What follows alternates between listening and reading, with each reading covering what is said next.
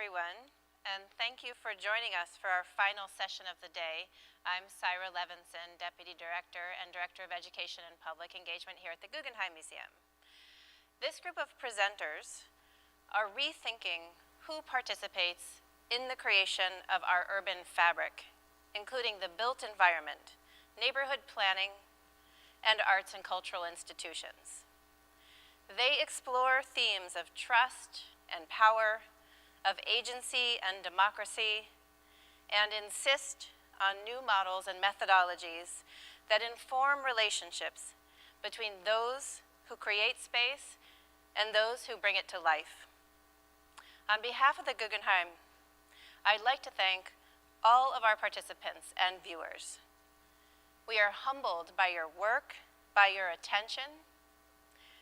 We're ready to accept your challenges and proud to share our stage and platforms with you. In this next lineup, you will hear from the following speakers. Members of Black Space from New York City. Sir David Adjaye, about his work in Winter Park, Florida. Jing Liu and Florian Eidenberg of So Ill Architects, and Philip Tonari of UCCA from Brooklyn and Shanghai, respectively. You'll also hear from Deborah Burke and Jason Price, who will be speaking to you from New Haven, Connecticut, from Diana Van Buren, from Oakland, California, and we will finish out the day with a truly live town hall with our collaborators, the Wide Awakes. And please stay tuned because you will be in for a wonderful closing. We're ending with a live performance here at the Guggenheim today. And with that, I invite you to join us for our final panel. Thank you so much.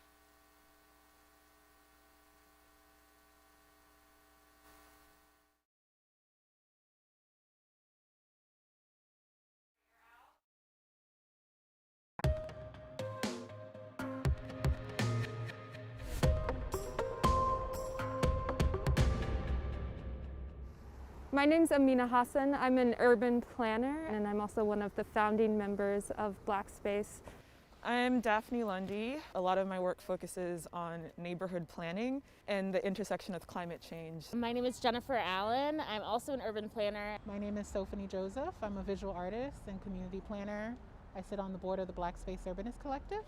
I'm Emma Osore. I'm a participatory designer. I am one of the founding members and the co-director of Black Space Urbanist Collective. We all have something to offer our community. We all think that Black enclaves, the places we grew up, could be a little different and more imaginative. Often in architecture or urban planning, it can very much become about the rendering or the line of sight or the landscape, and I think so many of us in Black Space see that landscapes are not neutral, as one of our stars, Mabel Wilson, says. Mabel Wilson. Yes. I remember when she said that. They're not neutral, and that we do need to think about people as we're developing the world around us, the built environments that we inhabit. I feel like the manifesto gives a practical way to do that.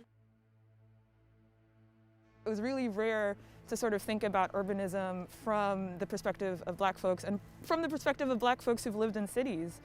I had never grown up knowing what an architect was or what an urban planner was and sort of how they shape the cities that we're living in. And I honestly think that's the case for a lot of Black and brown folks in the profession. We are lacking imagination and creativity in the ways that our professions choose to see Black people, spaces, and culture.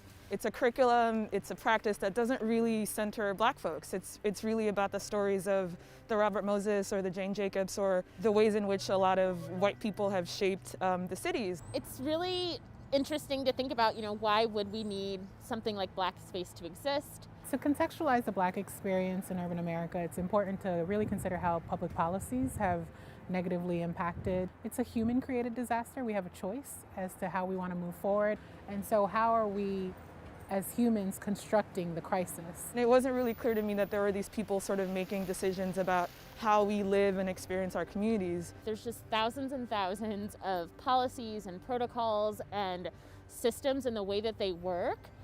They disenfranchise Black people. Black folks are or having to deal with the decision-making processes that are mostly done by white urbanists. So the reason that Black Space exists is that we can shine a light on those things, we can create ways around those things, we can dismantle those things. We began to understand that we had a place, a gathering place for practicing new ways of urbanist practice that really celebrates imagination and freedom and centers Black lives. And the manifesto helps to share that knowledge with others. We are Black urban planners, architects, artists, activists, designers, and leaders working to protect and create Black spaces. Our work includes a range of activities from engagement and projects in historically Black neighborhoods to hosting cross-disciplinary convenings and events. While what we do is very important, the way we do it is also critical. Acknowledging our triumphs, oppressions, aspirations, and challenges, we've created this manifesto to guide our growth as a group and our interactions with one another, partners, and communities. We push ourselves, our partners, our fields, and our work closer to these ideals so we may realize a present and future where Black people, Black spaces, and Black culture matter and thrive. A lot of folks who sort of make up the core of Black Space met in 2015 in the Black in Design conference at the Harvard Design School. Black architects, urban designers, urban planners talking about ideas for planning space that accommodates Black folks. It was magical because it was a space that really centered the knowledge and expertise of Black folks that are making decisions about cities, that are trying to reimagine how we work in cities. There was a core group of people that were very, very involved in sort of keeping what was going continuing. We have all sorts of expertise and talents, and we can really make an impact in the world. Collective members came together and workshopped over a year-long process. You were kind of telling me about how you were an impetus for the start of this process. I posed the idea of creating the manifesto. I was intrigued. I was like, who's this lady? What's she doing? We just saw a need for that kind of tool. This is who we are, this is who we want to become, this is who we want to continue to be. And the group liked that idea. This idea of not wanting to sort of make the same mistakes that we've seen in planning and, wanting to sort of have something to hold us accountable to the communities that we care about. Meeting people where they are, amplifying the work of Black women, Black people at the neighborhood level was paramount in what ended up being the manifesto. There are these sort of long-standing systems in terms of processes and procedures and how we go about our work. And making the manifesto was really an attempt for us as a group to think about how we could do that work differently, to think about things like Black joy, to think about things like local knowledge, to think about things like cultivating wealth and opportunities for collaboration, and also thinking about things about trust, because for so long there's been a history of violence that's been sort of manifested through urban planning, whether it's urban renewal or whether it's where we've put our highways or how we've chosen to develop. And so I think part of the work of creating the manifesto was thinking about ways to do the work that is centered in healing and centered in a restorative practice versus the erasure that's historically happened through the field. That sort of collective work that we're able to do together helps us heal and rejuvenate from disciplines and fields that have historically worked to stifle us actively. That work is just as valuable as any built environment project. Create circles, not lines. Foster personal and communal evolution. Cultivate wealth. Be humble learners who practice deep listening. Plan with, design with. Reckon with the past to build the future. Choose critical connections over critical mass. Manifest the future. Move at the speed of trust. Seek people at the margins. Protect and strengthen culture. Promote excellence. Center lived experience. Celebrate, catalyze, and amplify Black joy. I always thought of the Manifesto project as at least two parts, where I thought, great, you have the tool and you can read it and see it, absorb it, but then the cultural piece of how do you make it part of how you behave, how you practice, your rituals. There will be this other step of us asking the question, how do we integrate this into the way we function? I hope to use the Black Space Manifesto in all of the work that I do. What it really highlights and encourages us to do is take small actions to spark conversation, discussion, to help us imagine how we can design new ways of working with community and working more collaboratively and working on projects that are really resonant and that honor the multiplicity of the Black experiences in the U.S. I want the manifesto to be an example of the ways in which you can do work differently, really embedding this idea of trust building and moving at the speed of trust, as we say a lot. Move at the speed of trust. We are constantly checking in, and when things feel like they're moving too fast, we say, let's move at the speed of trust here, let's slow it down. Yeah, move at the speed of trust is the principle that I come back to all the time. One that I think a lot about is creating circles and not lines. Promote excellence. I think the one that I always come back to is this idea of centering lived experience. The idea of centering lived experience, I think, is a way of shaking up that paradigm of who is the expert when it comes to these fields. I really love choose critical connections over critical mass. It's really quality over quantity, and this valuing of authentic relationships. Black Space has shown me that. The Black Space Manifesto reminds me that I should always be approaching every conversation and new collaboration from the mindset of exchange. In the year 2021 in the United States, for sure, Black space is necessary, and we have friends and colleagues across the world, actually. We have affiliates in multiple cities, and so we actually have global connections, and they're across the world. The African diaspora definitely needs Black spaces to be protected, celebrated, grown, and so yeah, that's where our relevancy comes from. So if we start evaluating ourselves along more inclusive planning principles that are set forth in frameworks such as the manifesto, we start reconsidering what we call community planning. And so I think the future really is about continuing to learn from each other in our different contexts, and growing together, learning together, and continuing to kind of share our good work, the things that we learn, the impacts that we're able to have. These fields have real implications for the built environment and the world in which we inhabit, the stories we tell, and where we place value as a society. And so the manifesto, the playbook, the knowledge we produce, the publications that we share, the projects and activities that we choose to engage in are all making change, and really excited about the work we'll continue to do. We are growing and we'll continue to thrive.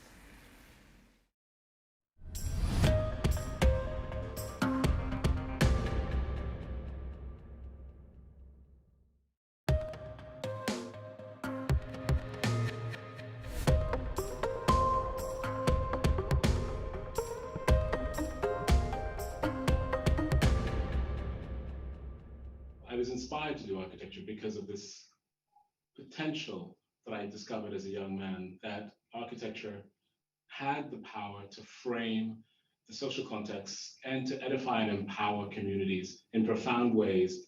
And in realizing that and in studying architecture, I realized that I wanted to practice as much as possible in the public realm and to be in the most democratic arena to inspire and influence the greatest amount of people. For me, architecture is one of those beautiful art forms that continually has to be remade, continually has to be refined for every generation. It's not as though we just make one architecture and then that's it. It has to be recalibrated. And so this really is at the heart of why we work. And the idea of sort of really making sure that we are bringing as much knowledge into the experience of architecture is central to how me and myself and my studio work. We use, the knowledge that we know from working in the US, the knowledge that we know and use from working in Europe to try and create a diversity in our knowledge base that really gives the most exceptional, we believe, product to our clients and to our communities. A lot of the initial work and still at the base of the foundation of the practice is to make visible those forces, communities, institutions that are invisible in our world. And it's not the formal structures, but it's the idea of understanding that as citizens in any community, you sort of enter a contract to be good to each other, to be supportive of each other. And that means that there is your private role in your house, which is your private realm, but there is your public role. And that's your, the things you do, you vote, you act on things to kind of create edification opportunities for yourself and for the generations that are to come after you. So we are sort of custodians, not just of the world that we live in the way we want to see it for ourselves, but also custodians of making a future for generations who haven't even been born yet. But you're sort of entering a sort of vocation.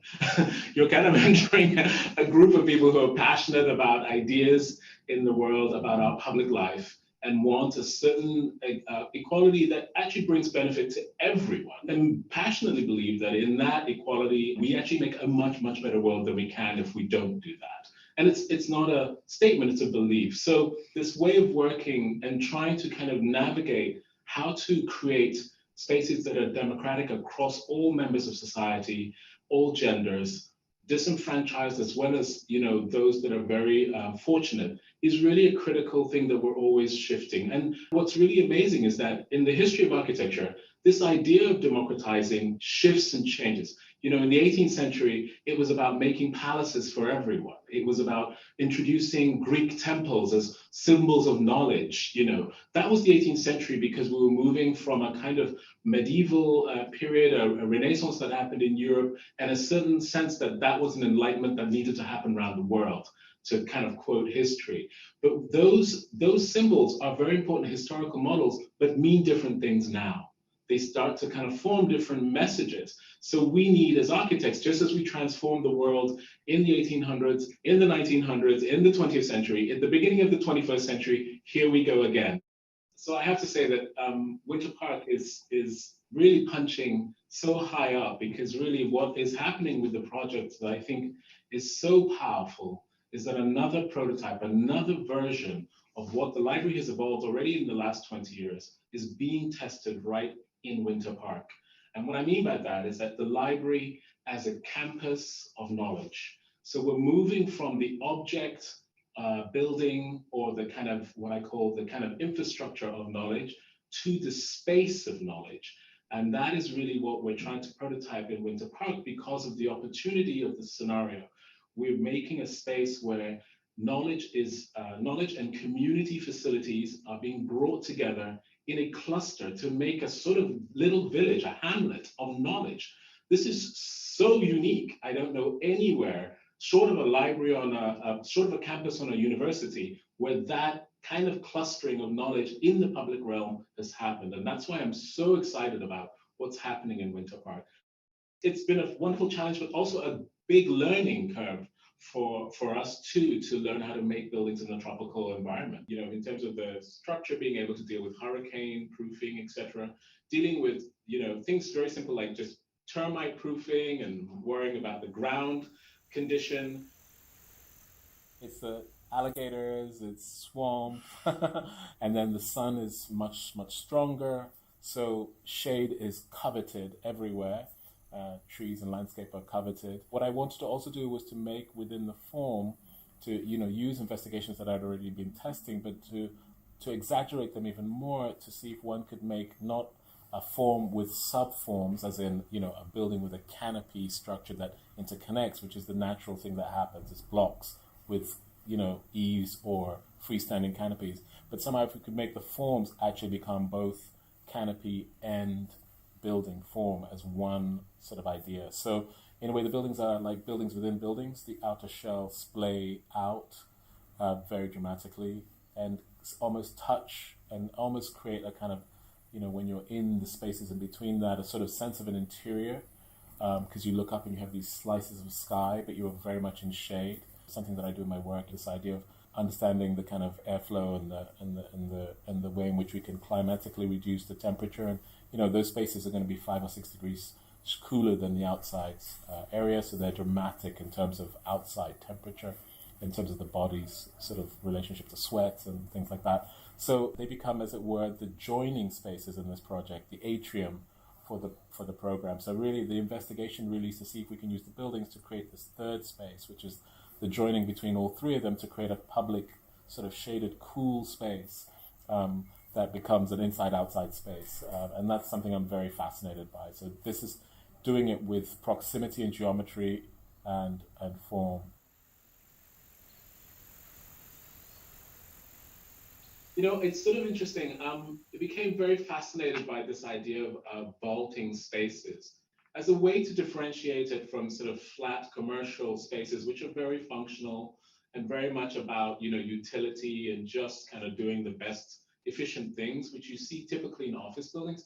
We wanted these buildings to have a certain kind of distinction in their profile that would really signify to anybody entering that this was a special room for the community. And so this idea of creating a series of rooms, what I'm calling public rooms, that really will make people feel that they are in something that's for them, something that will actually shift the way in which people see the spaces and use the spaces in a very dramatic way. I think that if you talk to people now, when you talk about a vaulted space or an art space, they think of ruins only. Maybe it's a trip to Italy or somewhere like that, or an old cathedral or something like that. And we wanted to bring back that incredible sort of audacity of those buildings and their beautiful sections to create these beautiful shapes into something as everyday as we believe a library should be. It should be as everyday as just going down to use the park. It should be that infrastructure that really supports the way in which you grow in your community, or you mature in your community, or you contribute to your community. And it becomes an infrastructure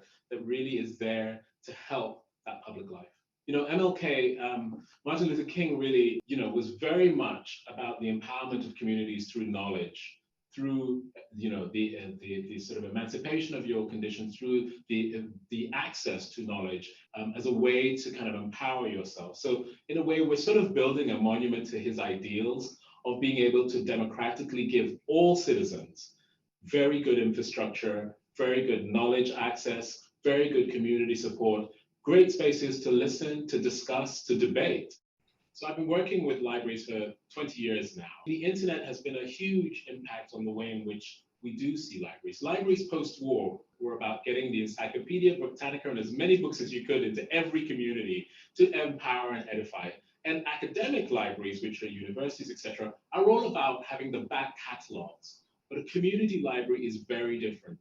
It's about having the essential things that support those communities in the right concentrations. But it's also about offering all the opportunities that the sort of ritual of going to a library has now afforded communities. It's where you do lifelong learning. It's where you have flexible spaces for teaching programs, you know, and also just spaces that are differentiated to just being hushed at a desk, you know, with shelves all around you, that traditional image of a library. You want kids to be able to sit on the floor, sit on steps, be outside on the Wi-Fi, working and thinking about ideas. That's how we are now working in our world. So we want the library to reflect that, especially within architecture that's for communities, for the public. I think that it's important to have, you know, the history of architecture and all that sort of professionalism, but the humility to be able to make something that comes from the place. I think it's very important that architects have humility when dealing with public projects, to be able to listen to the discourse, to be able to listen to different views. And, you know, it's hard. I'm not saying it's easy. It's very tough.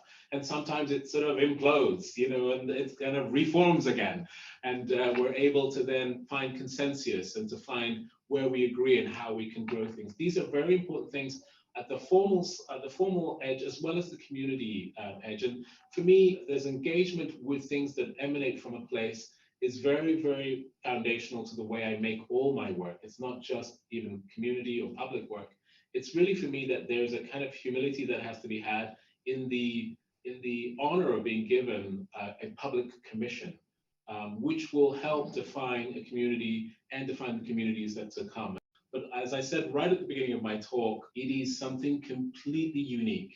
This has not happened anywhere. It hasn't happened on any library projects that I've done, that there is an investment in a public infrastructure as a campus of knowledge, a space of knowledge beyond a single object building. This is a clustering of a place to be edified in a beautiful bucolic park which is about edification and sustenance. So they're both resuscitative. One is mental resuscitation, the other one's a physical resuscitation, and they work as a kind of dialectic, a double that really replenish the public life of the citizen. The library is no longer just a space for books. It is a place of the community. That is what the library has transformed into. We're making a campus. We're making a village of knowledge, and it's in this beautiful space, and it's powerful.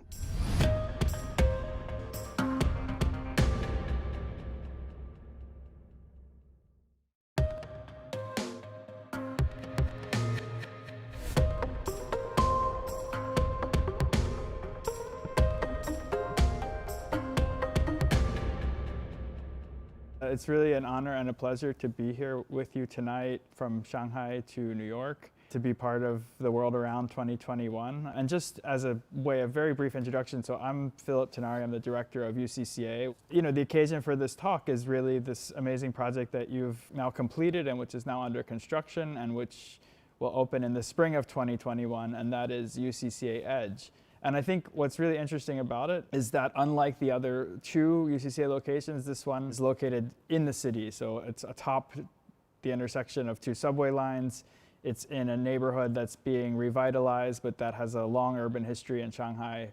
And it's inside a commercial tower that has other uses and functions, and that kind of came to us as is. And the museum that we made together that you designed sort of starts from some of those conditions, or all of those conditions and a few more even. So I think it's really kind of a precondition of architecture maybe in the 21st century and this particular moment in capitalism, the way that art is now being inserted into places where it might not have gone before. And if we talk incessantly about moving away from the Greek temple and towards and out of the white cube and into new kinds of spaces for the display of art. And I think you guys have done so much thinking about where art gets to exist in this current social, economic, and ultimately also political configuration or set of configurations. So maybe as a way of beginning, I would love to hear your thoughts on that and how they relate to the project that we've accomplished together. The context is great. We are of a generation of architects that really take context seriously, and it gives the richness for a project. And I also think that the context is a decision that you make as a creator to accept and work with, or you can also simply, let's say, ignore it or put your project on the plinth. And we've seen many historical architecture canons have done that. And I think for us, that we came from different cultures, and we are a generation that came of age where the context become much more complicated and rich and intertwined in the world. And I think it is our responsibility to try to come up with a way to interpret it and live and situate ourselves in that, and to, I think, be able to reflect on it, but also create something maybe more productive and new out of that. And the building, I think, for our design is a little bit more insular. What we talked about is that we want to take the audience from the street level up to a place where there could be a site of reflection, and they could live with the art in a more protected and interior lights the space. And then what's great about, I think, our site on the fourth floor, Phil, is that we have this terrace that wraps around the entire building. So after you have ascended from the street level through the 4 levels of the museum, to be able to go out and be connected back to the city after that moment of reflection, it's a quite exciting, unique feature of the building. And I think our design was very much, again, taking that unique condition and trying to work with that and trying to work that into the choreography of the visitorship experience.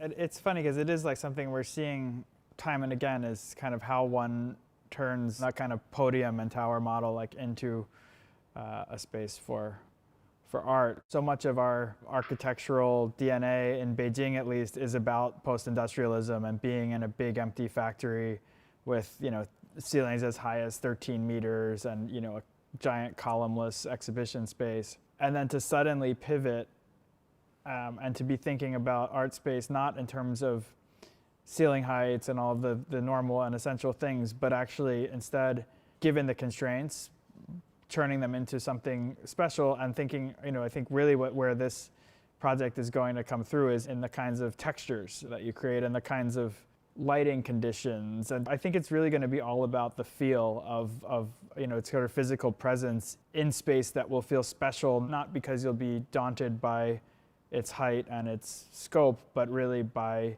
just the kind of character that the design has imparted to it. Right. I think one thing that threads through many of our projects, and especially in this one, is that the context, again, is a rapidly changing neighborhood, and a lot of the new buildings have gone up in the last 5 years or so. And as buildings are built with the need to expedite and to rapidly being completed, there's a lot of textures and materials, just product that's specified, that's prefabricated, and it has a certain standardizations. And I think in contrast to that, what we really wanted to do is to introduce a level of craft and a level of human touch. So many of the material we chose in the museum may be a little bit unconventional in the museum setting, are hand-trod and hand-polished surfaces. So the idea is that you really walk into the space, although there's nothing too extravagant, none of the materials extravagant, but hopefully the visitors will have a feeling of tactility and a feeling of materialities in the space that's very different from the context that they just left from, where everything is standardized and kind of put together very quickly. And I think that's a theme that we often run into and extrapolate in other projects. You want to talk a little bit about the context of the industrial context in Armand and the material used there? No, we're about to complete a project, and maybe next time when you're here in New York, whenever we don't have to do these things over the phone and the screen anymore, but actually can meet in person. We'd love to show you. We are about to finalize this project. Also next year it will open in 2021 for a month, and it's basically a privately run arts residency. So it has residency studios, but also a gallery space, performance art space, restaurant, and a bookshop. And offices, of course, but very differently, I think, in its situation. It's in an industrial neighborhood, sort of between East Williamsburg and Bushwick, where most of the buildings are large industrial warehouses. And what we did here is really distribute the program in this neighborhood over 3 lots, and you can actually navigate through little alleyways, from one street to the next and to the next. It's about, I think, 30,000 square feet, yeah. But it is actually located in 4 buildings, and there we also try to scale down. It's interesting, actually, in some way. Maybe at UCCA you're trying to, to sort of create as much space as possible. But I think try to sort of, scale up, so to say. But I think what here it was more almost like scaling down, because the industrial buildings around there are so large. So the program is organized in these 4 separate buildings as sort of a collection of spaces. It's interesting because I think it is sort of always this question of how do you negotiate the specificity of the context with the neutrality that the art space needs to have. And indeed, often we use different layers and different textures in a way to bridge sort of that transition, right, between a very specific context and the neutrality that the art space should have. How do you envision that connection between the urban fabric and the larger social context and the project itself? I don't know, there's a certain poetry, I think, to the way you start to think through a potentially workable architectural relationship between site and project, between context and space. It's interesting, the other day we were asked to think about something very different, and they asked us to start thinking about it before we could go to the site, and we actually said we can't really think about anything before we go to the site. So in some way I think it is the feeling, in the atmosphere that the site carries that we really think about, and how to fold that into the project. Yeah. The unique thing of UCCA Edge is that we went into construction during the pandemic, so I have not seen the construction site even one single time throughout this year. And it's been a very strange experience. It did make us a little bit nervous about not seeing the materiality and the scale and the context changing together with the project, how it comes all together. So I'm very much looking forward to be able to go visit in person again. It is an interesting thought experiment, isn't it? Yeah, of overseeing or monitoring a construction project remotely. Yeah, the context of the world is definitely completely changed this year as well. I mean, our practice, and same as your program, Phil, at the UCCA, really tries to remain international and try to engage with many different contexts and cultures. When I was thinking about sort of this conversation, another thing that I feel has changed maybe the way we think about art spaces, or at least what we have been involved in a way, is a shift from sort of larger institutions to people really wanting to have a space of their own. It feels like maybe this idea of being able to be self-reliant, or in some way not being dependent on all these connections, or these connections always working, but finding a way to actually maybe have a more modest but sort of space for yourself, seems to be one of the things that might have emerged in this last year. To come back to this kind of question of art and its institutions, I have this kind of idea that in the end, I mean, the American context, which I of course know best, or grew up with, the museum in the end exists to create the ideal subject of a liberal democracy, right? I mean, it's an educational institution that's ultimately going to make it a better place to live. And of course, you transpose all of that to China, and you're immediately confronted with this whole other question of what then is the encounter with art to provoke, or to enhance, or to influence. Is the only option that it becomes a pure experience of consumption, or consumption of experience, or are there other kinds of vectors of enlightenment kind of embedded within this specific kind of experience? I don't know, maybe Jing, knowing this system also as you do, you've had thoughts on that. I think the question of the audience and who comes through the door, in America, obviously, it's a big discussion at this moment, that how can you create institutions that are more accessible? How can we not charge $25 for the ticket, for example, right? I think that same question applies to China as well. I'm sure you have thought about it. The audience in China to go through institution, and especially contemporary art institution, it's still very self-selected group of people. So how can that be expanded and indeed go beyond, I wouldn't say consumption of experience, at least a thirst for experience, but just something that maybe serendipitously you can walk into. I think that's also what was quite exciting even in K11 when we were talking about embedding an art space in the shopping mall. And yes, it's a high-end shopping mall, and there's still quite a self-selected socioeconomical class coming through the door there. But we might even have visitors who didn't intend to go to the space, that just stumble, upon it.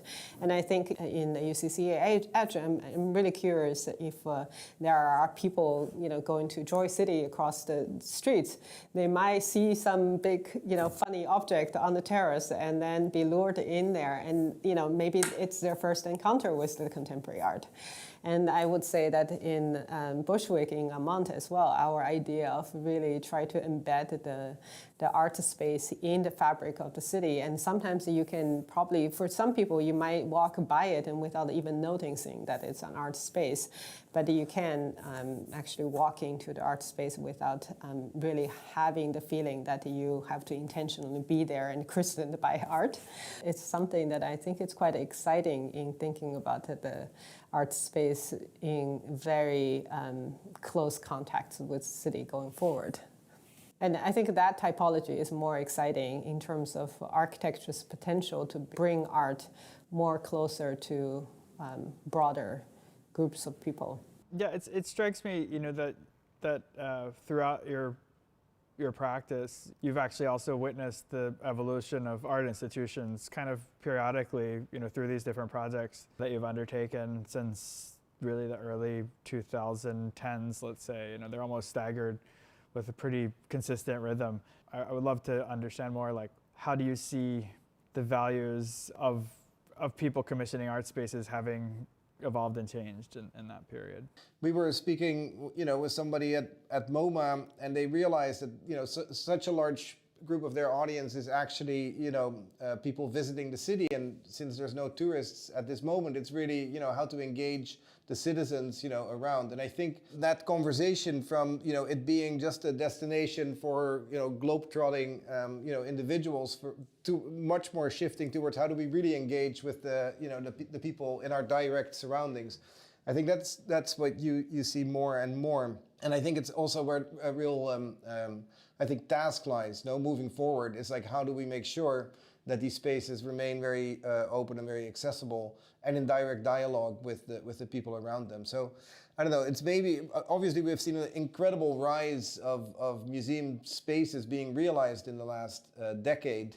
But I think the sort of very large, very iconic, very sort of imposing, that maybe, started with Bilbao and then, I think we've turned that corner, and it is much more about being, much better connected, I would say, to its context and very much, in dialogue with the people around them. So maybe it's, much more a sort of a finer grain and a maybe higher intelligent sort of way of being in dialogue with the audience.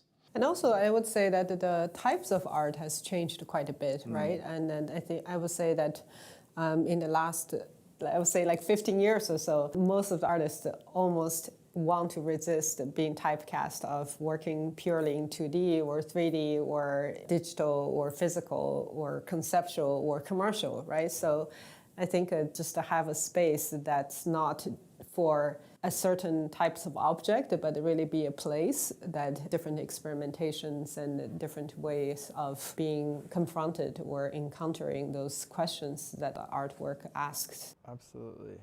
Well, maybe just to shift gears just a little bit, obviously you're a practice that does much more than art spaces, so I would love to hear just a bit about this past year and this coming year, kind of from the overall perspective, architectural themes or even just other kinds of themes that have emerged.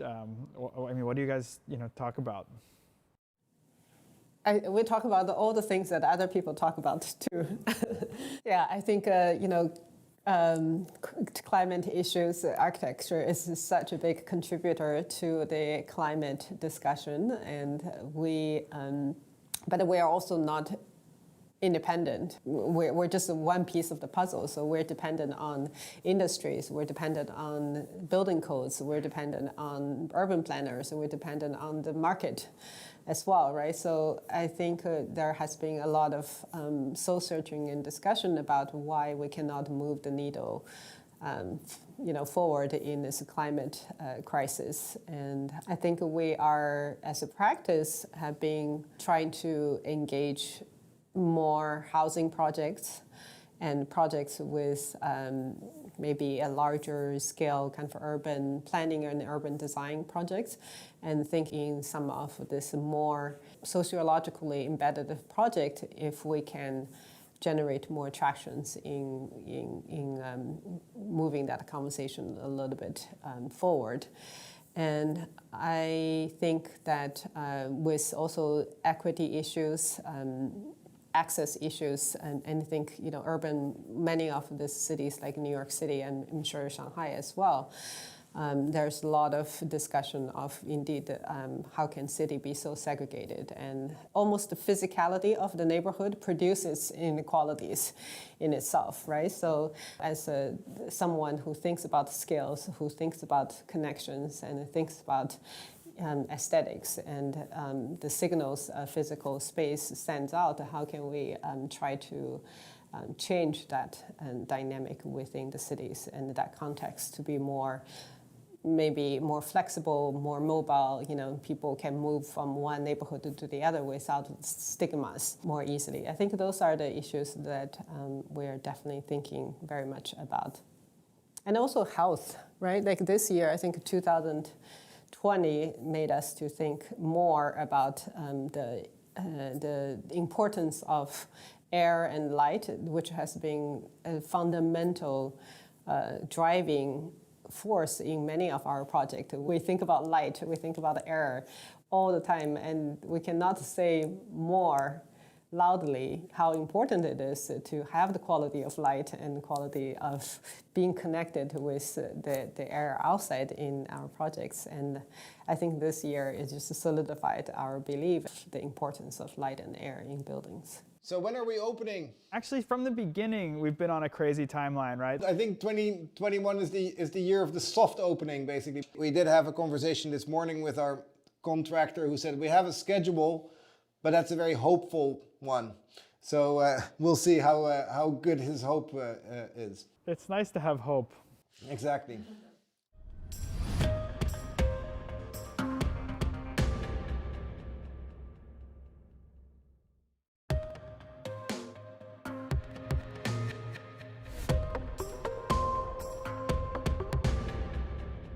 I'm Jason Price. I'm one of the co-founders of NextHaven. I'm here with Deborah Burke, who's the designer of the space.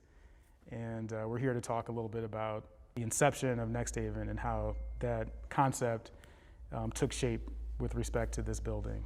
And I'm Deborah Burke, and we've had a lot of wonderful conversations over a few years of putting this place together, and it's always a joy to be back here and to see you. We're a good 6 feet apart, so I'm taking this off. Yeah, I'm gonna take mine off as well. Okay. Yeah. Right back on at the end of the conversation. Absolutely. So, you know, NextHaven is a place where artists can be in conversation with other professional artists, learn components of the industry, but also do it in neighborhoods like the one we're in, which is a low-income neighborhood. You know, the vision started to take a little more shape when we found this building, and this building at the time was, you know, an old factory that had fallen into a state of dilapidation. I came to see these buildings pretty early on. They were derelict, I think might be the right word, but they had been productive facilities. One made test tubes, right, the building we're sitting in, and in the other building, sort of half an empty lot away, they made ice cream. That's right. Which was actually pretty cool when we first went in there because the walls were lined with cork to keep the place cold.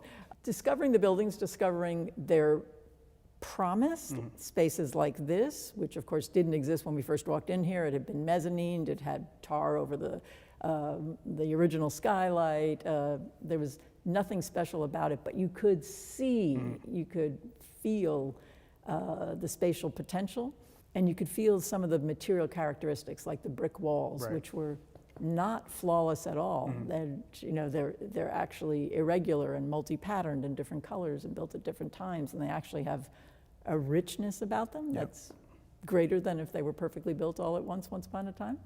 That was the start. 2 derelict buildings in the Dixwell neighborhood in New Haven. So when you saw the building, you weren't worried?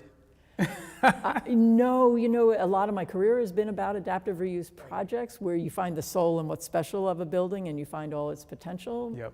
And in some ways, I loved the fact that these buildings weren't monuments, you know, they weren't monumental buildings. They were buildings in the neighborhood, and the neighborhood deserved to have them look better, fixed up, be nice, you know. It was also important to me, you know, the idea that you could build something that's iconic in neighborhoods like this neighborhood. When you look at NextHaven, you think of it as a place for artists, and it absolutely is a place for artists, but it's also really a place that creates this pathway, that creates value for individuals, but ultimately there needs to be value for the neighborhood. Right? And so we feel like the best expression of that is to have the properties that we're responsible, that we're stewards of, to reflect, you know, this change that we're trying to bring about through the arts.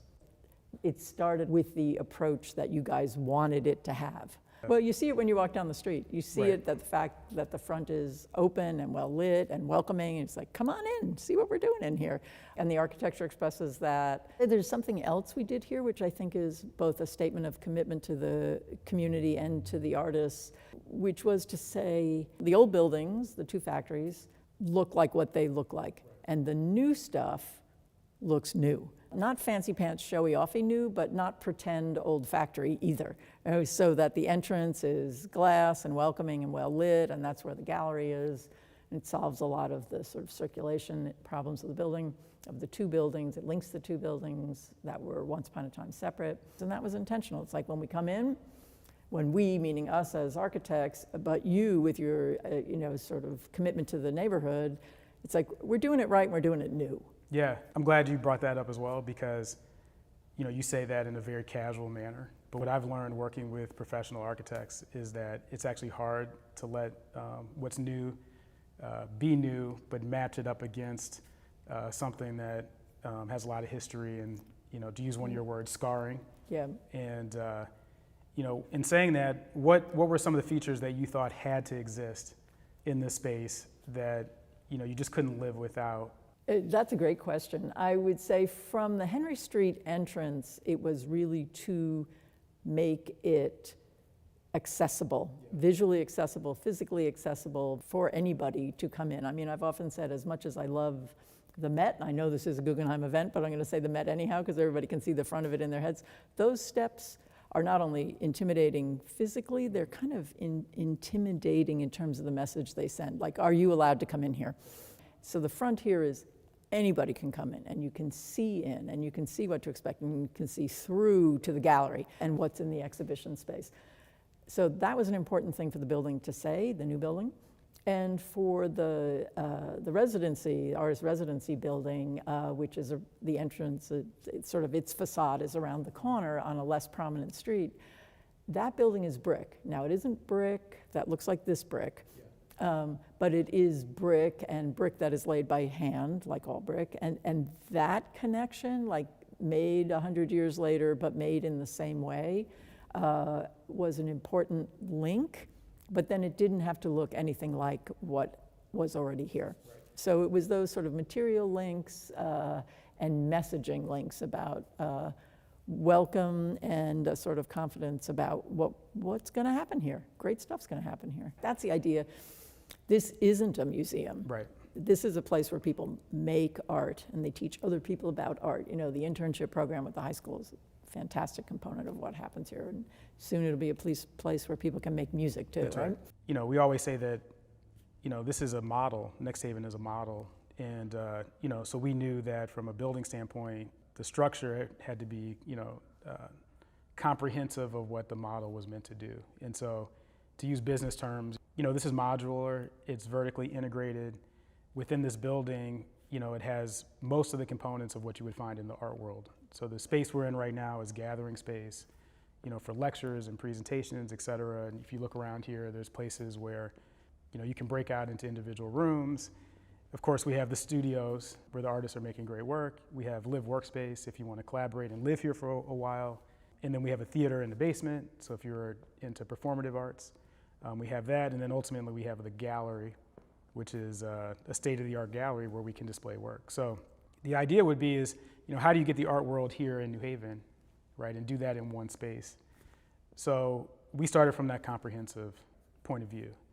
And so I think the first phase, and I'll hand it off to Deborah, but it was, you had to get it to a rendering, based on the stock that you were working with were, the buildings you mentioned. So that's where we began.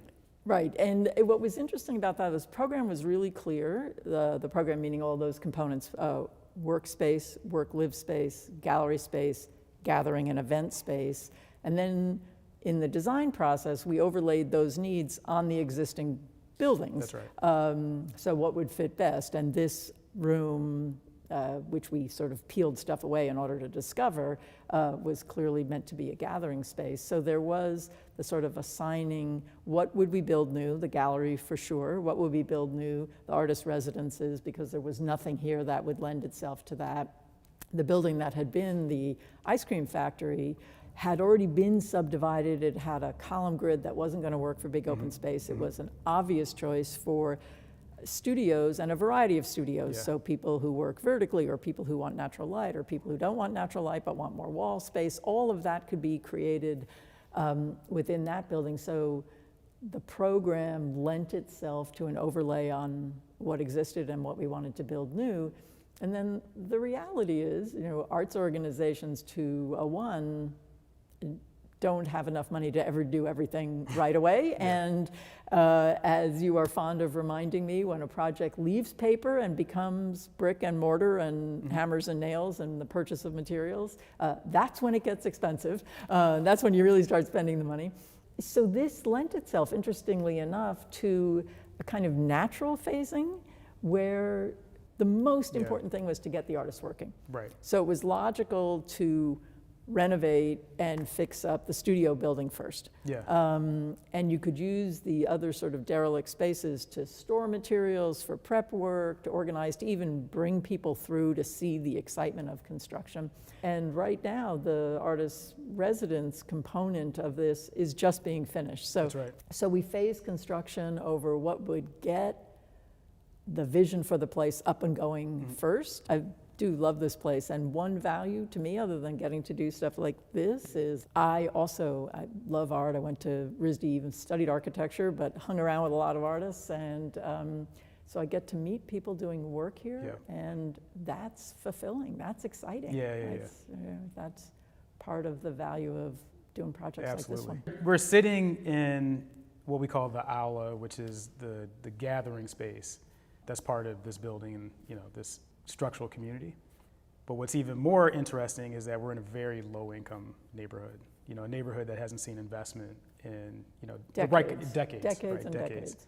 And what I find even more interesting is that we're less than a mile from Yale, and even closer to some of the wealthier neighborhoods in New Haven. Right. And there's no real connection or communication between this neighborhood and what's happening in the neighborhood next door, which is a wealthy neighborhood. And so the challenge is, how do you get people into this neighborhood, right? By having a place like Next Haven, and do it in an authentic way, such that, and I'm gonna oversimplify this, people have to come here and say, this exceeds my expectation. Right. I'm gonna come back, and not only am I gonna come back, I'm gonna bring somebody else. Because when people do that, they spend money, the property values go up in value, the services begin to come into the neighborhood, and by just planting a flag and doing it the right way, our hope is that when you come back in 10 years, that the core of it, the first layer, becomes a catalyst that created that kind of change in New Haven. So that's how we get from here to there. There's Dixwell, there's New Haven, there's the unescapable presence of Yale in New Haven. Connecticut itself reflects that, with exceptionally wealthy communities and then really troubled and impoverished cities sort of right next to each other. And then what message does one send to the immediate neighborhood, to the city of New Haven, to Yale, to Connecticut, to New York, where the center of the art world is? I'm going to not talk about architecture right now, but I'm going to talk about something that I referred to a little earlier, which is welcoming. I think one of the great things about Next Haven, and Next Haven as a model for centers for artists to make art in other cities that aren't New York and Los Angeles, is great because it is not naive and fairy tale. It doesn't pretend that you go off into your little studio and you dream and the great patron descends with the magic wand and poof. You talk to artists about money. You talk to artists about contracts with galleries. You invite kids from the high school in to understand that a career in art is possible, and you don't need to be Jackson Pollock to have a career. There are many ways one can have a career in art. And so I think being in a real neighborhood actually is part of the real message. And to bring it back to architecture, I would say that's why we wanted these to be like real buildings, not precious buildings, real buildings that could take a beating and keep on being, We thought about every single component of what it would take for this to be a national model for change in neighborhoods. When we're in conversations with places like Detroit and Chicago, that modular approach that I talked about, we don't have to take the entire building to Detroit. We can take the fellowship program, we could take the theater, we could take the gathering space, we could take the apprenticeship program, and all of those can be a component of something that exists and that is unique for that community. So I want to build on that a little bit because I think one can take this, I'm trained as an architect but also as an urban designer. Mm-hmm. I think you could imagine what that can do. Yeah. You mentioned Detroit, I could say Pittsburgh, secondary and tertiary cities. Yeah. Because you guys already knew it and it worked in New Haven right away, but one thing we've learned from COVID and Zoom and people going home to do their work is there are many things that can be decentralized. That's and right. Creativity is one of them. Mm-hmm. Now, New York might remain an art center, the world's great museums are there, the great galleries are there, the art fairs will be there. That's all terrific. Right. But every artist who's making art doesn't have to be there. And in fact, they don't all have to be in New Haven either. There isn't room for them all here. Yeah. So you do a Next Haven in a Cleveland or a Pittsburgh mm-hmm. or a Peoria or a wherever, a place where there's a sympathetic local government, a creative leader in the community, mm-hmm. and it's whether they make a visual art, design art, performing art, musical art, theater art, whatever it might be, a key piece. You find a place in that community where there, I would argue, for reusing old buildings. Mm-hmm. But it's a sustainable model, it's a community communication model.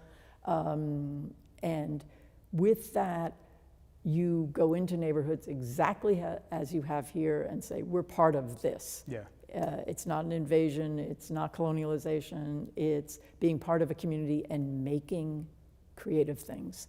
So it's an urban model of the most positive kind. Yeah, what's disruptive about it is if you think about that value chain from the artist, there's people, intermediaries have always played in the middle of that, that one-to-one connection. And you have brokers and galleries, et cetera, taking, in some cases, 50% of that value. If we can eliminate sort of that tie, put the artist right in the middle and say, look, you're free to have these exchanges and interactions, but the benefit of that goes to you. And we're talking straight money, like if it's a $100 exchange, we've created a model where $100 goes into the pocket of that particular artist. And I would say that manifests itself in the architecture as well, which is that the design of this place is completely artist-centered. It is not a, look at me, Deborah Burke made me. I mean, I hope people figure that out as they walk around and they think it's good and interesting and nice and flows well and is beautifully proportioned when you stand outside. But the driving force in the design of this facility was that it be artist-centered and work for the artists. And good design came out of that, but that was the focus. Yeah, and then from a business standpoint, we get into some very awkward conversations sometimes. Galleries who are for-profit galleries will come in and they'll say, hey, look, I really like this artist and we're thinking about doing something, how much do you guys get? And we're like, we don't get anything. Right. Well, what do I do? Give the artist your card and then call them. Yeah, right. Ask them how much their work is. And, and that's what we do behind the scenes is we're working with the artist to say, look, negotiate your value, right? Like this is how you should price your work. This is where we think you are, but you're free to do what you want to do. And that, I think is a central and a core tenet to this. And the last piece is the community, right? So the other value is we want the value to pour into the community. Right. That was fun. That was fun. Yeah, that was great. No, thank you for doing this. Yeah.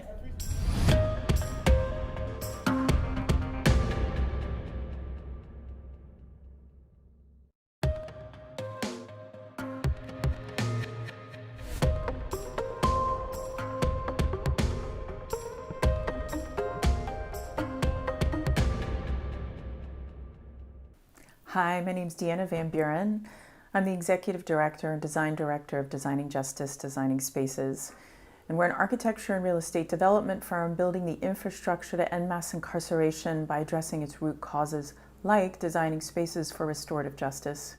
I think the framing that we often use in the work is that we have to understand as a society that the things that we value, we build. Right? The things that we believe, we build them, right? And if we embody internalized racism and patriarchy, if we believe in punishment, right, as a way of addressing harm, we're going to build that physically, and then we live in it for centuries, actually. And it's hard to change, it's hard to unbuild that, right? We can't easily take down the freeways that cut our communities of color in half and destroyed their economic center. You just can't rebuild that. And that's the building of racism, physically building it. So our advocacy and our work is really, we have to reimagine together. We have to reimagine a world that's equitable. And we need to use creative practice for that, because the world that we live in is somebody else's imagination anyway. Right? That anything is really possible, but we're going to have to move into a different sort of frame of mind to do it. Let's try suburbia as an example. Right? Many of us grew up in suburbia. Suburbia has been exported to other countries as well. And suburbia was created as a place for white folks to leave the cities that were being filled with black folks who were escaping the kind of persecution from the South. So the suburbia was sold to white America as a place they could go, and black people could not buy there. They were redlined well out of that, and freeways were built to make that possible so that you could go to your nice job in the city and you could live well away from the black folks, right, at the periphery. That is, the entire country is comprised of that basic infrastructure. There's not a single city that almost doesn't have that, and to me that's a structurally racist, huge regional set of infrastructure that has also damaged the environment, right? So the intersectionality between economic justice, social justice. So that's terrifying to me that we built that based on white flight, the desire for white people to get away from black people, period. If that's not building racism, I don't really know what is. You know, we look at the prison building boom, right? It happened in the 80s and 90s. And, you know, around the same time as a lot of industry leaving our cities, where all the black folks came to get the jobs, those jobs are now gone. Right? And so people don't have anything. White folks have left. We have not invested in those communities to provide more jobs, right? There was no workforce development. Instead, what we did was build prisons. So we see a second layer of the building of racism, where white folks have left, they're living in suburbia, black folks are left in communities with no investment, and where the investment went was incarcerating those citizens. Right? So we're building very expensive infrastructure, jails and prisons, to warehouse folks. And at the same time, guess what? We now have a cheap workforce, right? So folks left those cities to do good jobs overseas to keep costs low, and then incarcerated black and brown folks and poor white folks into these facilities where they can now do the work of the labor at the same rates as those overseas. It's pretty gross.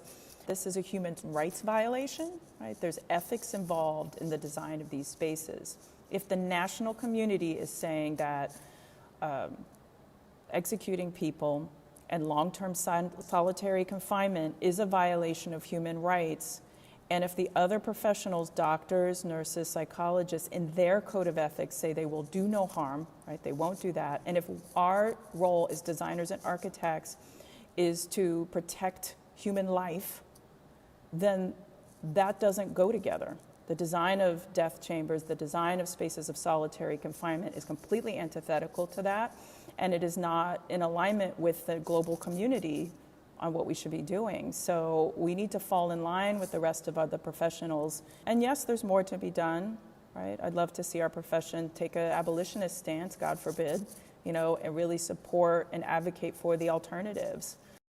There's no way architecture is going to dismantle these systems. So let's be clear about what we can and cannot do. What we can do is research, investigate, be participants as thought leaders at the table early on, right, with government entities, with community-based partners. We're doing that now, right? In LA County, we're on the advisory, we're often on task forces, advisory panels, and cabinets to be able to hold down on the infrastructure side, right, as with innovation happening, right? So we look for the innovators and then we bug them until they let us work with them, and we support them in that way, right? Because the community organizers are the ones who are pushing and making the change. It's not even the government entities. So you need to support the community organizers because they're the ones that are pushing for the radical policy changes, the shift in funding. And if you follow them, you will find that for decades, they've been pushing for it, and they're the ones we need to support. So that's where we stand in alliance with them, And we can come in with some real expertise and power around finance and real estate development and architecture. Oh, you're not going to build mental health jails. Instead, you're going to be creating restorative care villages. That's what we should be supporting you to do, right? So you find it and then you amplify it, right? Architecture foments and amplifies everything. So find those folks and be on the team.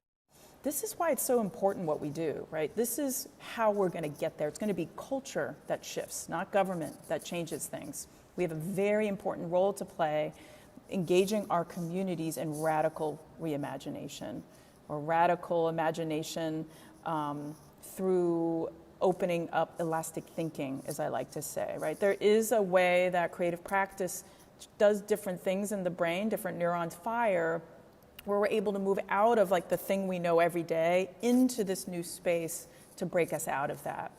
It's critical. I've seen it happen time and time again. When I work with different communities and move them into a creative practice, they start to come up with amazing ideas. They get very excited. There's a different energy in the room. It would not have happened if we didn't do some hands-on creative thinking together. I started with an alternative, right? I started with way outside the system with restorative justice. And that was in 2007. So in 2007, I heard about restorative justice. And for me, that became a doorway because it was very hard for me to see how I could do anything within that system. And there are other ways of doing things, and they're ancient and old, and they worked. What happened to those? So to design for peacemaking became a focus. And then I expanded into being like, wow, we need to do more than design for peacemaking if we want to end this current system of justice that we have. What are the root causes of it? And that expanded the work far beyond designing for restorative justice, but that was the doorway for me. Restore Oakland came early out of thinking with the owners of it, specifically the Ella Baker Center, around what a restorative justice city might look like. Right? So this sort of broad-based thinking. Then they emerged with the idea, well, look, hey, what if we include space for restorative justice and restorative economics, and brought those two things together. So now you have the Ella Baker Center and Restaurant Opportunity Centers United. We're like, yeah, we're going to come together. And we were able to support them in negotiating a purchase and sale agreement on a building, finding a building, the kind of things that we as architects and real estate developers are good at, and work with them on the design, right? This multi-use hub. And this idea of these like mixed-use, multi-use hubs with new uses, right? Some uses we know, right? Office space, community organizing space, but also space for restorative justice, also a fine dining training kitchen, right? These are just a new mix of uses, and being able to locate a building that would do all of that and hold all of those things. And it's worked well, right? It's beautiful and appropriate to combine these uses together, and design and architecture really can facilitate the success of that. So at the Love Campus / Love Building, this is where the rubber meets the road, right? It's our first ground up construction where we will be the owners and the developers of that. Like a lot of Detroit, where there's a lot of empty land, where once there was density, right? A vibrant community.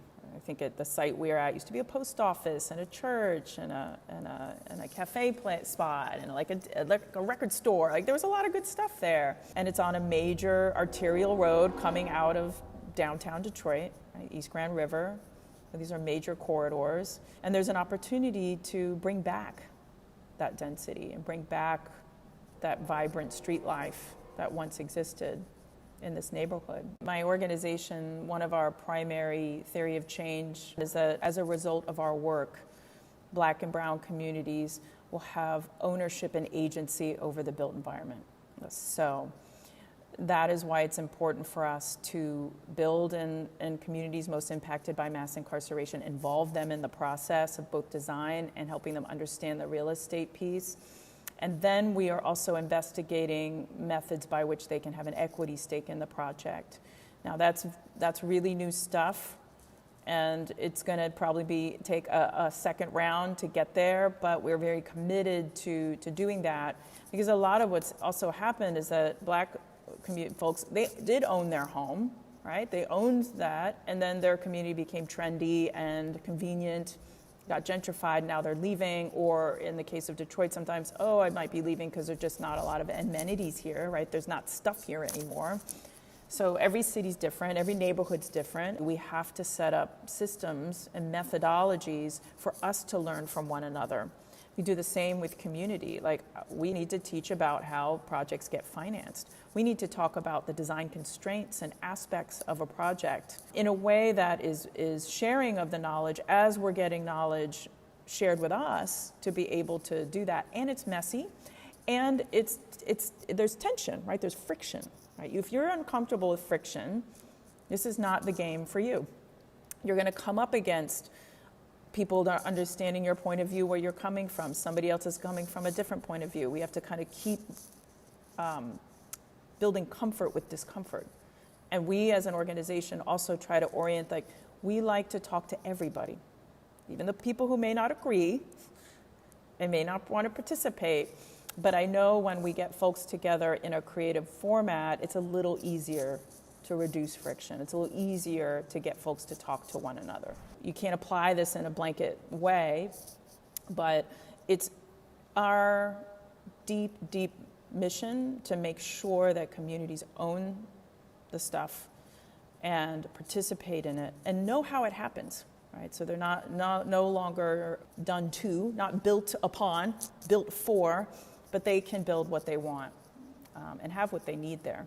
I've also lived in many places around the world and worked in many places around the world. Every place is different, and I have colleagues in other countries also doing this amazing work, not in dissimilar ways. So I believe that I have just as much to learn and would like to know how other people are doing things already as we might have to share. I do think that it does require spending time listening and looking, aligning yourselves with those in your community who are really looking for change. I just started by going into communities and going to meetings and listening and finding out who was really driving a different agenda and pushing things and what my values were, right? So you have to inquire on what your values really are, because you might just be going in and making it worse, but you don't want that.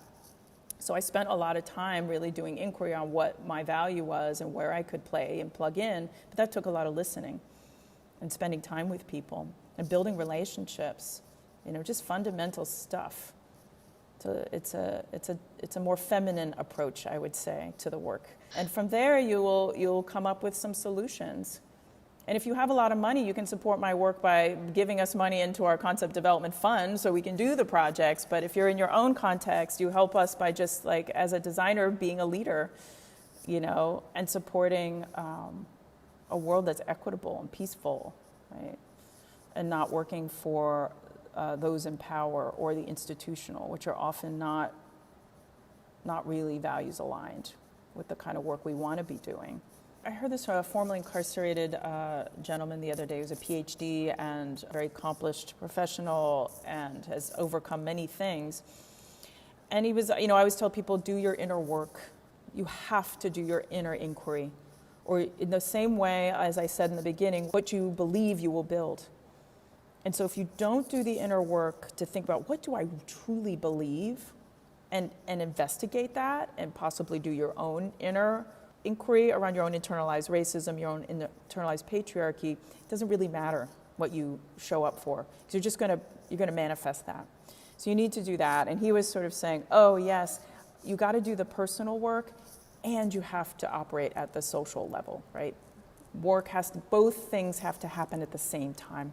And so that's something we're learning and all expanding to be able to do.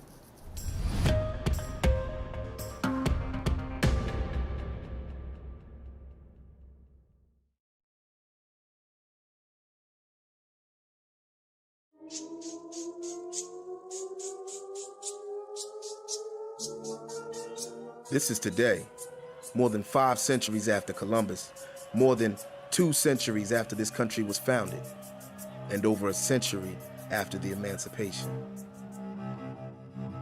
There's still blood in the streets, hate in hearts, voices being silenced, bodies being trafficked. And the forces that have plagued this country since its birth are still working to tear it apart. People are waiting for someone, anyone, to stop them. Now let's take a trip, but not of the physical. Let's move in time to today, 160 years ago today.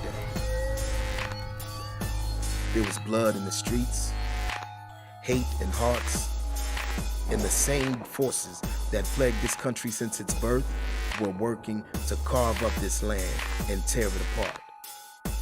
People were waiting for someone, anyone, to stop them. It was at this time that everyday people like you and me dared to face down the forces of their time. They called themselves the Wide Awakes. They wore capes and wielded an extraordinary superpower. They believed that they could stand up for revolutionary ideas, bring freedom to the enslaved, and change the course of this country. When they took to the streets, capes on their backs, they marched to unlock the latent powers in every man in cities across this country.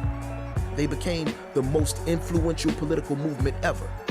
They got the most revolutionary president in American history elected and got him to end slavery when no one else would.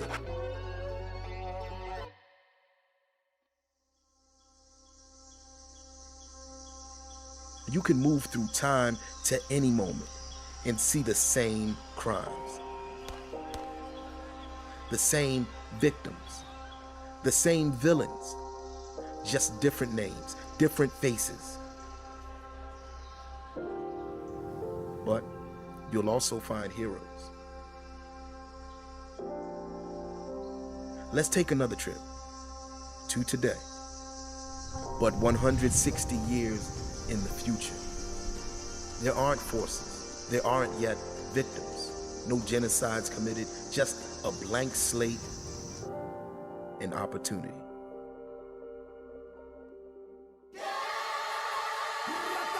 This is today. And regular people like you and me are using our very real superpowers to prevent history from repeating itself.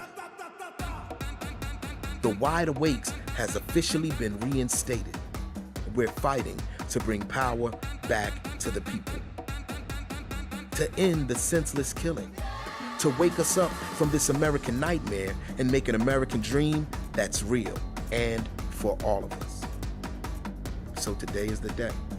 What we do today, tomorrow, next month, next year, will shape this country and our world 160 years from now.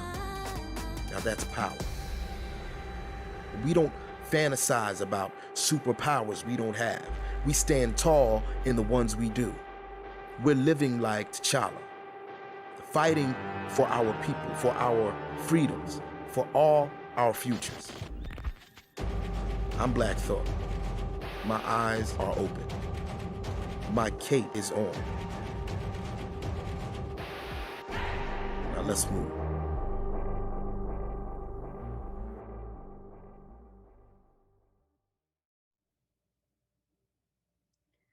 Hi, everyone, and thank you to Jason Nichols for that beautiful Wide Awakes film.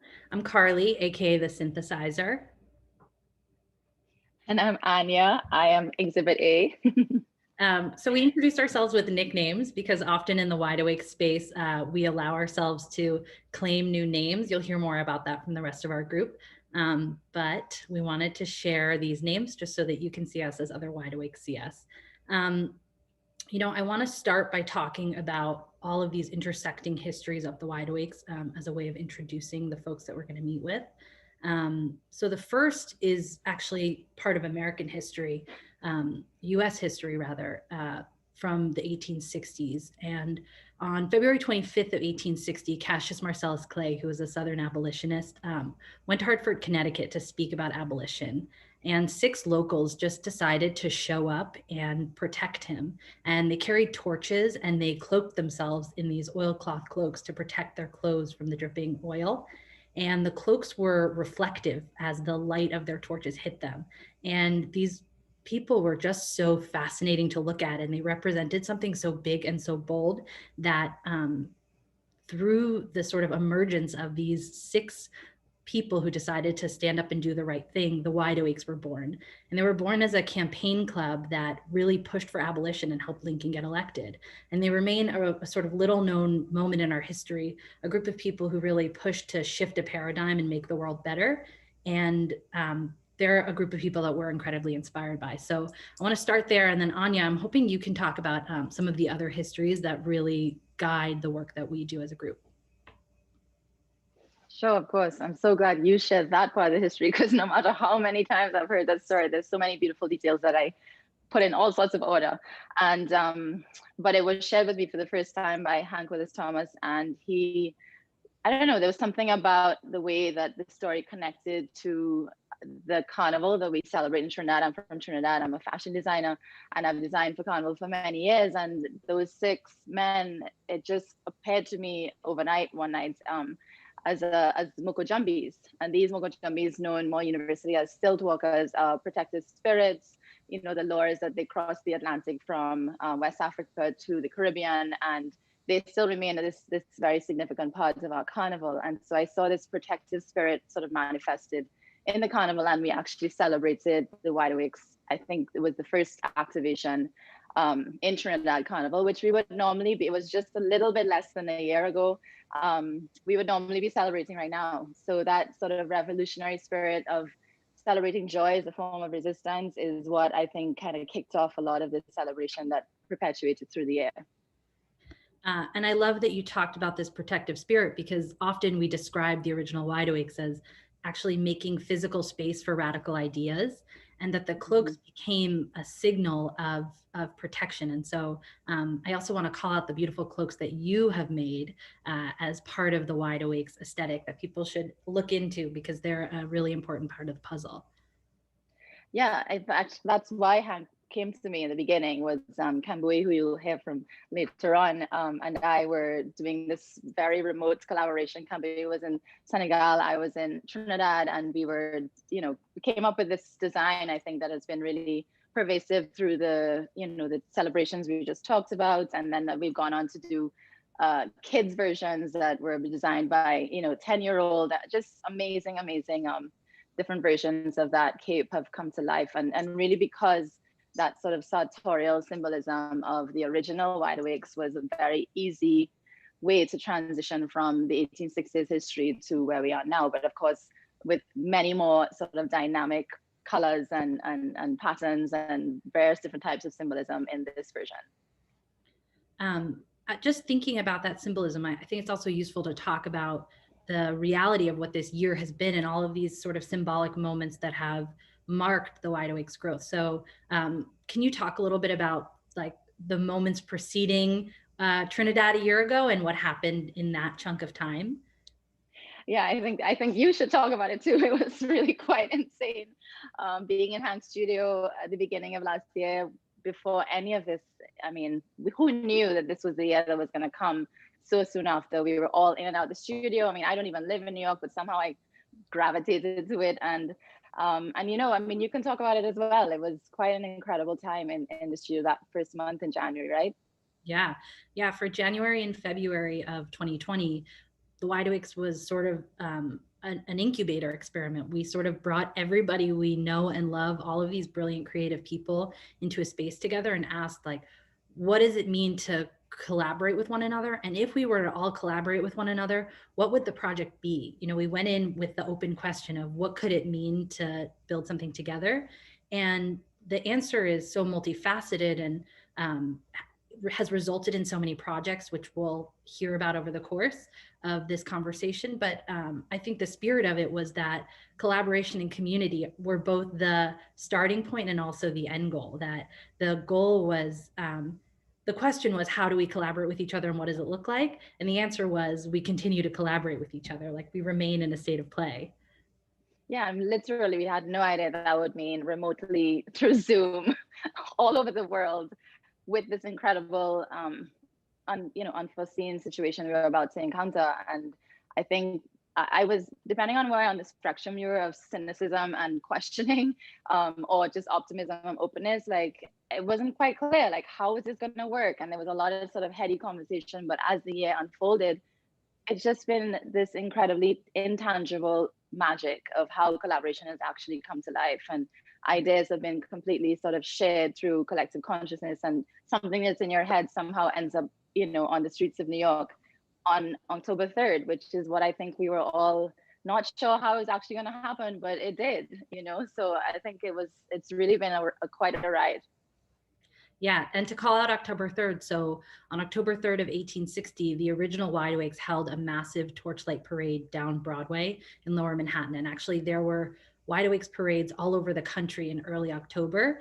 And this past year in October 2020, we brought that back to life with the first annual Wide Awakes Day, which we expect to be an annual tradition and an annual holiday. And we hope that everybody will join us in this sort of community gathering, this experience of living in communal joy and in community with one another, and sort of bringing beautiful art and music and life to one another as a gesture of care.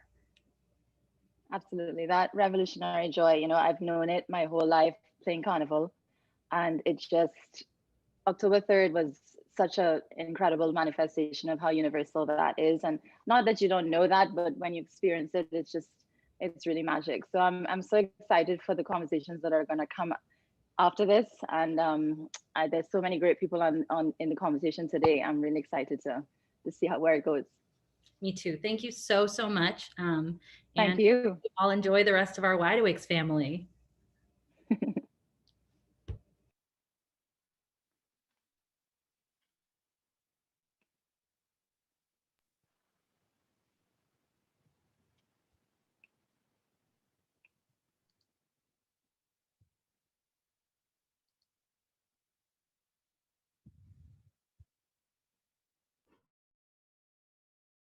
AKA Black Lightning.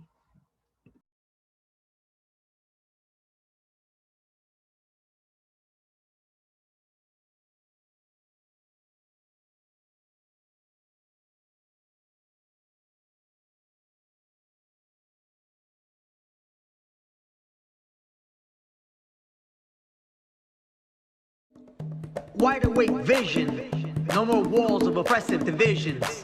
Human-made decisions, it's unity we stand for. Break rules, bring joy is the constant encore. Defeat shame and blame, Ubuntu is the infinite game. In the sky, on flags or walls, vote for our lives.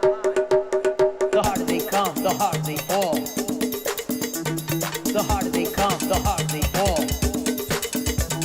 The harder they come, the harder they fall. The harder they come, the harder they fall. The harder they come, the harder they fall. The harder they come, the harder they fall. The harder they come, the harder they fall.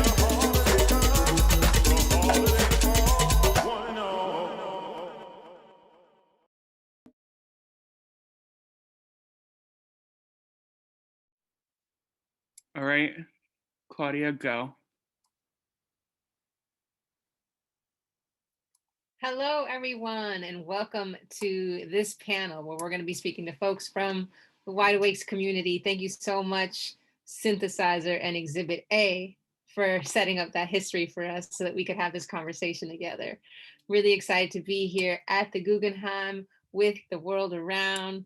This is a great space for us to be in because as we are talking about architecture and design, so much about what the Wide Awakes do is about how things are set up, how we create the spaces that we live in, what public space looks like, especially in the time of a global pandemic. Like, how are we redefining that word? How are things transformed in trying to engage with the public and with outside, making them inside spaces, and all of that, how it relates. So I'm here joined by the Wide Awakes community. I'm just going to put a question out there, and when you go to answer, go ahead and introduce yourself in whatever way makes sense for you in this moment. Let's just get this party started. My name is Claudia the Doula, and I will be the host for the next hour or so. And the architect, we can still see your virtual background, so I think you're all good. Why don't you go ahead and start? The question is, how are you right now and this time getting what's in your head out into the world, out into public spaces, whatever that is? Architect, you want to start? Well, it was an important part of our joy at Wide Awakes to be outside in the streets, in space, in life, moving around with each other, talking to people from all kinds of walks of life. And It was in New York City. We moved quite quickly across the entire length of Manhattan on the one particular day you mentioned earlier. For me, it was interesting because as an architect, I make the spaces that we collect in, and in fact, I had spent 10 years of my life removing cars off of Broadway at Times Square. So that was my work to make those pedestrian plazas. And when we arrived at Times Square and there was a performance with these young women from various schools around the city, and we had our flags and we were pushing it, and people from all over the world were hearing what we had to say, I realized that, the streets are the place where we can actually make change. It's so different from being in these little boxes that we have here at Zoom. These little boxes in Zoom. Got to keep it real. I mean, I think all of us felt like that. We all wanted to keep it real, and the streets made it happen. It was our theater. Yeah, say more about that, Naima, also known as the convener. Hello, such a pleasure to be here with you all again. Oh, wait, Claudia, or the doula, you didn't explain. Oh, yeah, you're right. Maybe you should do it. I know. Actually, I kind of spoke about it yesterday on a panel that Tanya and I were on. So I'll do my best, and you can, someone else, you or someone else can plug in the holes that I might have here. So every day for a good portion of the last, 9 months, every day at 4:00, there was something called disorientation, usually on Zoom, just like how we are right now. And we all just kind of decentered these hierarchical things that exist in the world. And in the world of the wide awakes, there is no hierarchy. It's all very open and fluid, and really meant to kind of have a situation where anyone can feel empowered to take action and to lead together, basically. You feel like that was a good enough encompassment of it? So we wanted to kind of make this bit of time that we have with you all at World Around Summit, closing out things for the day, feel like how disorientation feels for us. So you are now a wide awake yourself. This is also one of the other beautiful things about this group. There's no exclusivity. You at home, as long as you agree to certain things, which we'll get into, you are a wide awake. Your whole community can be wide awake, so you can activate yourselves toward joy and creating beauty in the world. Now, to answer the question that was posed, you asked me to specifically address something. Tell me what that was again. I'm sorry. You can do whatever you want, Naima. Disorientation. Go where your heart takes you. Don't tell me that at all. I guess I can continue from where Craig left off.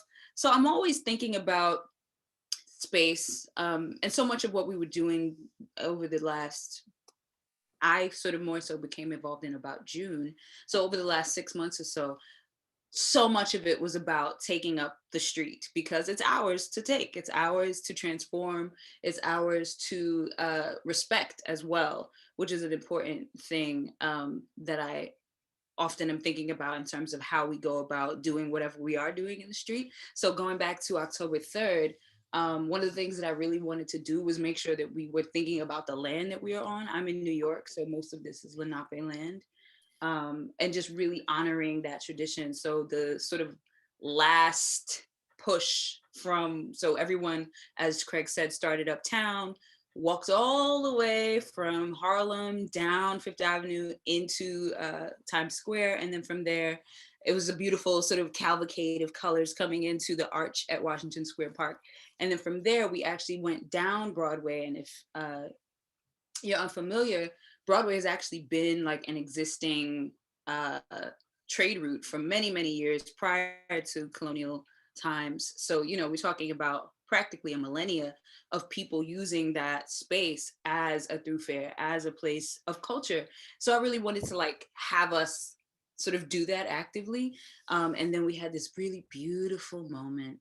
Anya mentioned Moko Jumbi. So my family's from the Caribbean, so I'm always thinking about that and thinking through that lens as well. So there's an African burial ground at, can you hear me? Yes? Yeah. Okay, good. Thanks. There's an African burial ground at, I believe it's Worth and Broadway. So it was a beautiful moment where the Moko Jumbies like met the procession there. And it was just this stunning, stunning experience that I think will stay with me for a long time. And just like, how do we activate ourselves toward thinking about activating space, but also our futures as well, is usually what I'm thinking about. How am I doing that in the world? T was actually on I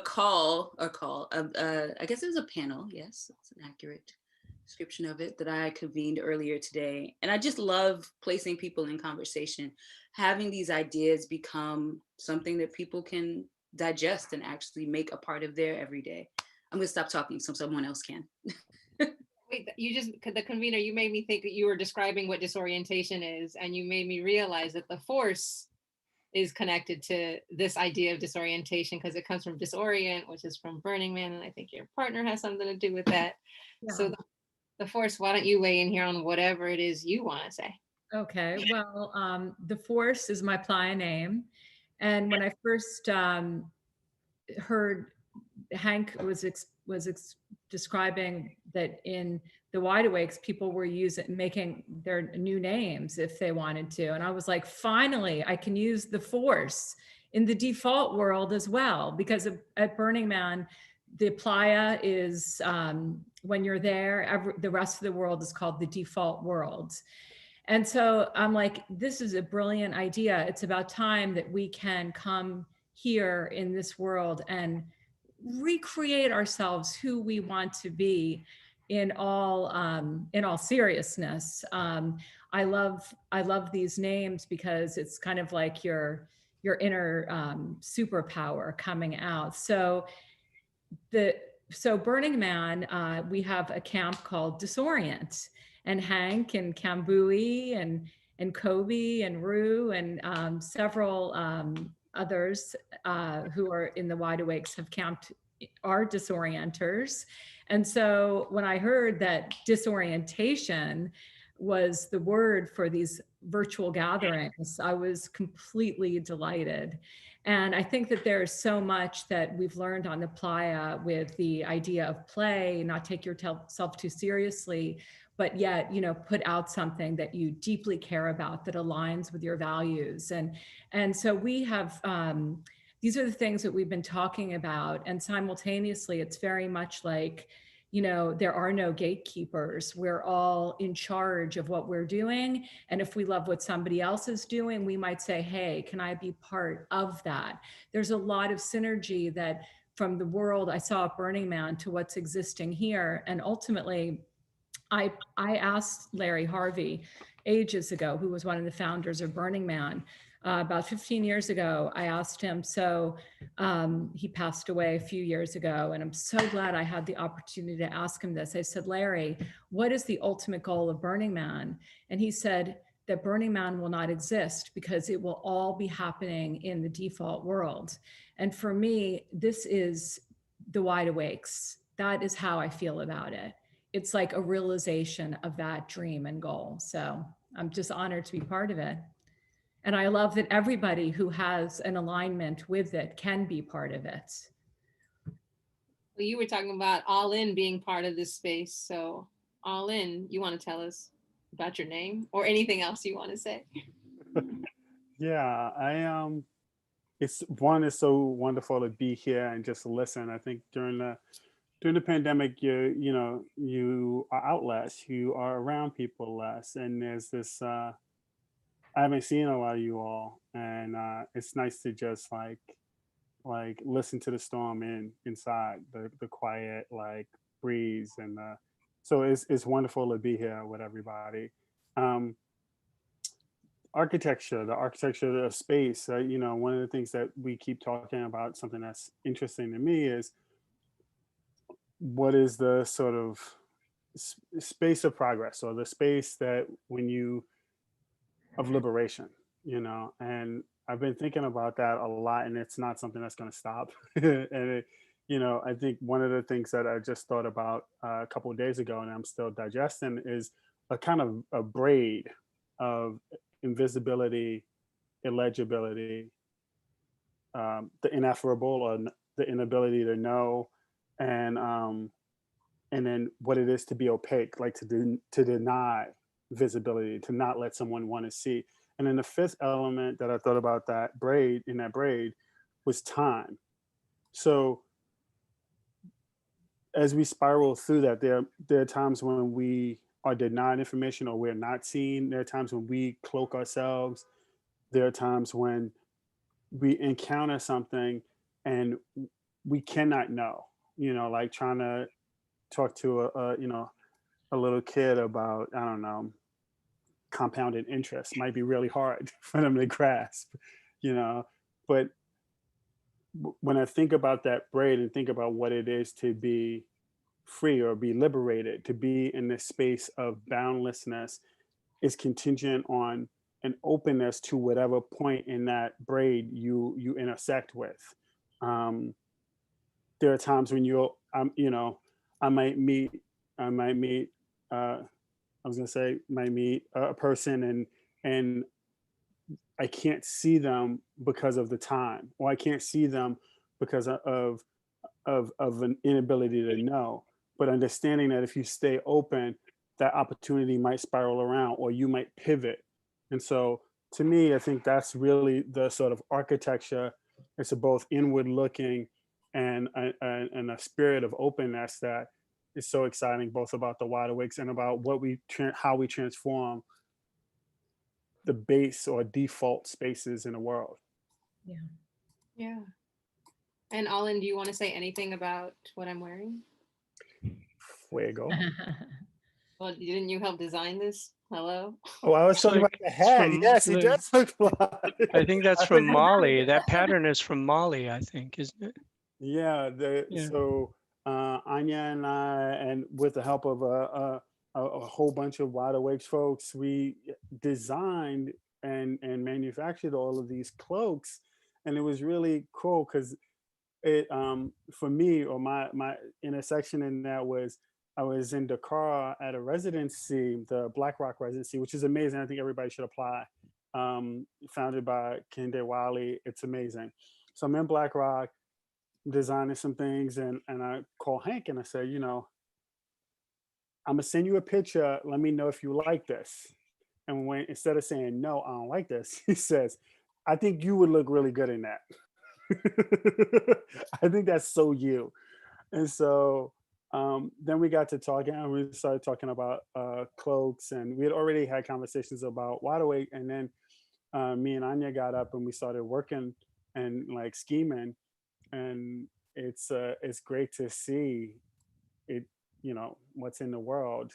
I mean, what's in our mind in the world. And they're comfortable. Black Lightning, what say you? What's up, y'all? Black Lightning, Tahir Rashid, aka Black Lightning. Definitely so honored to be amongst the Wide Awakes, and on the same note, and thinking of architecture and what that means for community and space and centralizing information, thinking about the future and the Playa becoming the default world so that Playa won't have to exist really resonates with me. Specifically with like the background Colexo, this arts organization that friends of and mine and myself have created, in which we implore these concepts of 21st century, corporate structure by rebuilding packaged goods in the image of better practices. And we're all artists, and creating audio and visual experiences that disrupt these boundaries and interactions and performance that we seek to implicate ourselves and our community in this production of culture. So it's about manifesting empowerment through action and art and community, and Wide Awakes having, a toolkit that allows people to engage in civic joy and a new way of civic engagement. So it was really amazing to be a part of Joy to the Polls and involving my community and making a music truck like on the Playa. Instead of on the Playa, here we are in Oakland with the big music truck. Shout out to Spaz Entertainment, and allowing us to do that and build those speakers on this truck to go around to polls to encourage people to stay in line, to be able to vote. And, you know, the world needs diverse perspectives. My name, Black Lightning, comes from me bending neon with Meryl Pataky, and, you know, creating this space where Black women need more opportunities to share perspectives. And, you know, diversity drives and understanding, and it means innovation and change, you know, and it pushes people beyond and past their comfort zone. So I'm always intrigued and engaged in empowering folks to become builders, and what that looks like to create equity and inclusion in the architectural framework. What does that look like? You know, it's becoming in spaces like Neon Studios and civic engagement, but in a way that feels comfortable for people to be a part of it. And a lot of that was also been able to manifest because of, you know, friends who wouldn't have been in that space. Deep minimal tech, DJs coming on that truck and on rotation, and lots of different people from different backgrounds being able to really convene together. And, you know, shout out to the Wide Awakes Mobile Soup Kitchen in New York. Like, every day I'm feeling really inspired and uplifted, seeing the community engagement and the way that people are showing up for their community and being kind to one another. Being kind to one another right now is super important, where there's so much grief and death and dying, that we, in the ways that we have to stay apart, that we show up distanced together by providing for our community. And that's one thing. I actually wouldn't have had the opportunity to be a part of Wide Awakes if it wasn't for, you know, my partner Angela Hennessy invited me to the For Freedoms conference almost a year ago, right before COVID hit. And I met Claudia and Hank and everybody, and it was, you know, that was an amazing experience. So on the architectural, the landscape, you know, I think it's, you know, so much of what we embody at Colexo is being kind and treating one another as your own. And we are wide awake in doing that and creating this landscape that we want to see, and keeping our eyes open. And we enjoy, we welcome everyone to be disoriented and wide awake with us. Black Lightning, you're giving shout outs out there. And it reminded me when y'all did Joy to the Polls, one of your trucks was playing Tell Me When to Go by E40. I want to shout out E40 because I wanted to rewrite the lyrics to that song to tell me where to vote. And I was so hyped about doing it. And then, you know, 40, stop in. Come on, 40 Water, we calling you out. So speaking of hip hop and being a music head and such, Dancing Eyes. Oh, hey. Thank you for having me, everyone, on here. It's amazing hearing everyone, what we're all saying and what we experienced together for not only a year, but I keep thinking about how we felt compelled, and it was so easy for Wide Awakes to come together, because in a lot of ways we were already together. We all came from communities where we were, you know, woke a very long time ago. Like when we talk about names and using these nom de blooms, like I come from an underground writing culture where we chose names around the age of 10 so that we could, you know, unite and take over the city with art publicly. So, you know, and that predates hip hop culture as we knew it. But then with hip hop culture, you know, we were performing out in the streets, we were painting on walls and trains, and we were bringing this energy, and we continue to bring that energy through all of these different, you know, sort of exponential and multiplied communities that have transformed. And Wide Awakes really was, at the same time that it's all year been about public spaces and collaborating with, you know, the public, like Craig said earlier. We were, you know, at the same time collaborating with each other and getting to know each other for the first time, meeting other Wide Awakes for the, you know, and we felt like we already knew each other for a lifetime. We were collaborating with people we never met on the streets who were learning about Wide Awakes and also partaking. And then it wasn't only about the public space, but also how through Instagram and Zoom, we were able to open up all of these chapters like Oakland, Minnesota, North Carolina, Texas, Atlanta, and Miami, and Wide Awake's Cuba, and everybody started to really multiply and create videos and make songs. And going back to music, one of the things that in the space that I've been creating in for the past year is not only have I been putting my efforts as a painter to create in the Wide Awake space, but I've been really into collaborating with musicians to make original songs about the awakening and about a lot of the works that For Freedoms and this whole team has done, but also going back to what Black Lightning mentioned about being a disruptor. I think that we've been disruptors for such a long time in our life that bringing that sort of like reminder of representation to the spaces that we navigate now is so important, because it's like, hey, we've been here, but here we are again, and here we are united. And that's beautiful, because everybody's talking about unity now after this election, and it's like everyone knows that without justice there won't be peace. And so we, I think, as Wide Awakes, represent this very beautiful connection to justice first that brings peace. It brings healing, because that's what we're trying to do for each other, but we're trying to plant the seeds of that for so many people, even people that we don't know. And that's why we've been able to have some success in having this open source network to invite people and say, you are already wide awake. If you're here, if you're listening, if you're a part of it, if you want to be a part of it, then just, check out what we're doing. Wideawakes.com has a whole breakdown of, what we did throughout the whole last year, what we're continuing to do. A lot of our efforts are, what's coming natural to us, and a lot of us are artists, but not everybody creates in the same way. So like there's curators and there's people creating in food and all types of different platforms. And that's what makes it so beautiful and special. And for me, it's just been not only an honor, I think that it's being a part of this family that we formed.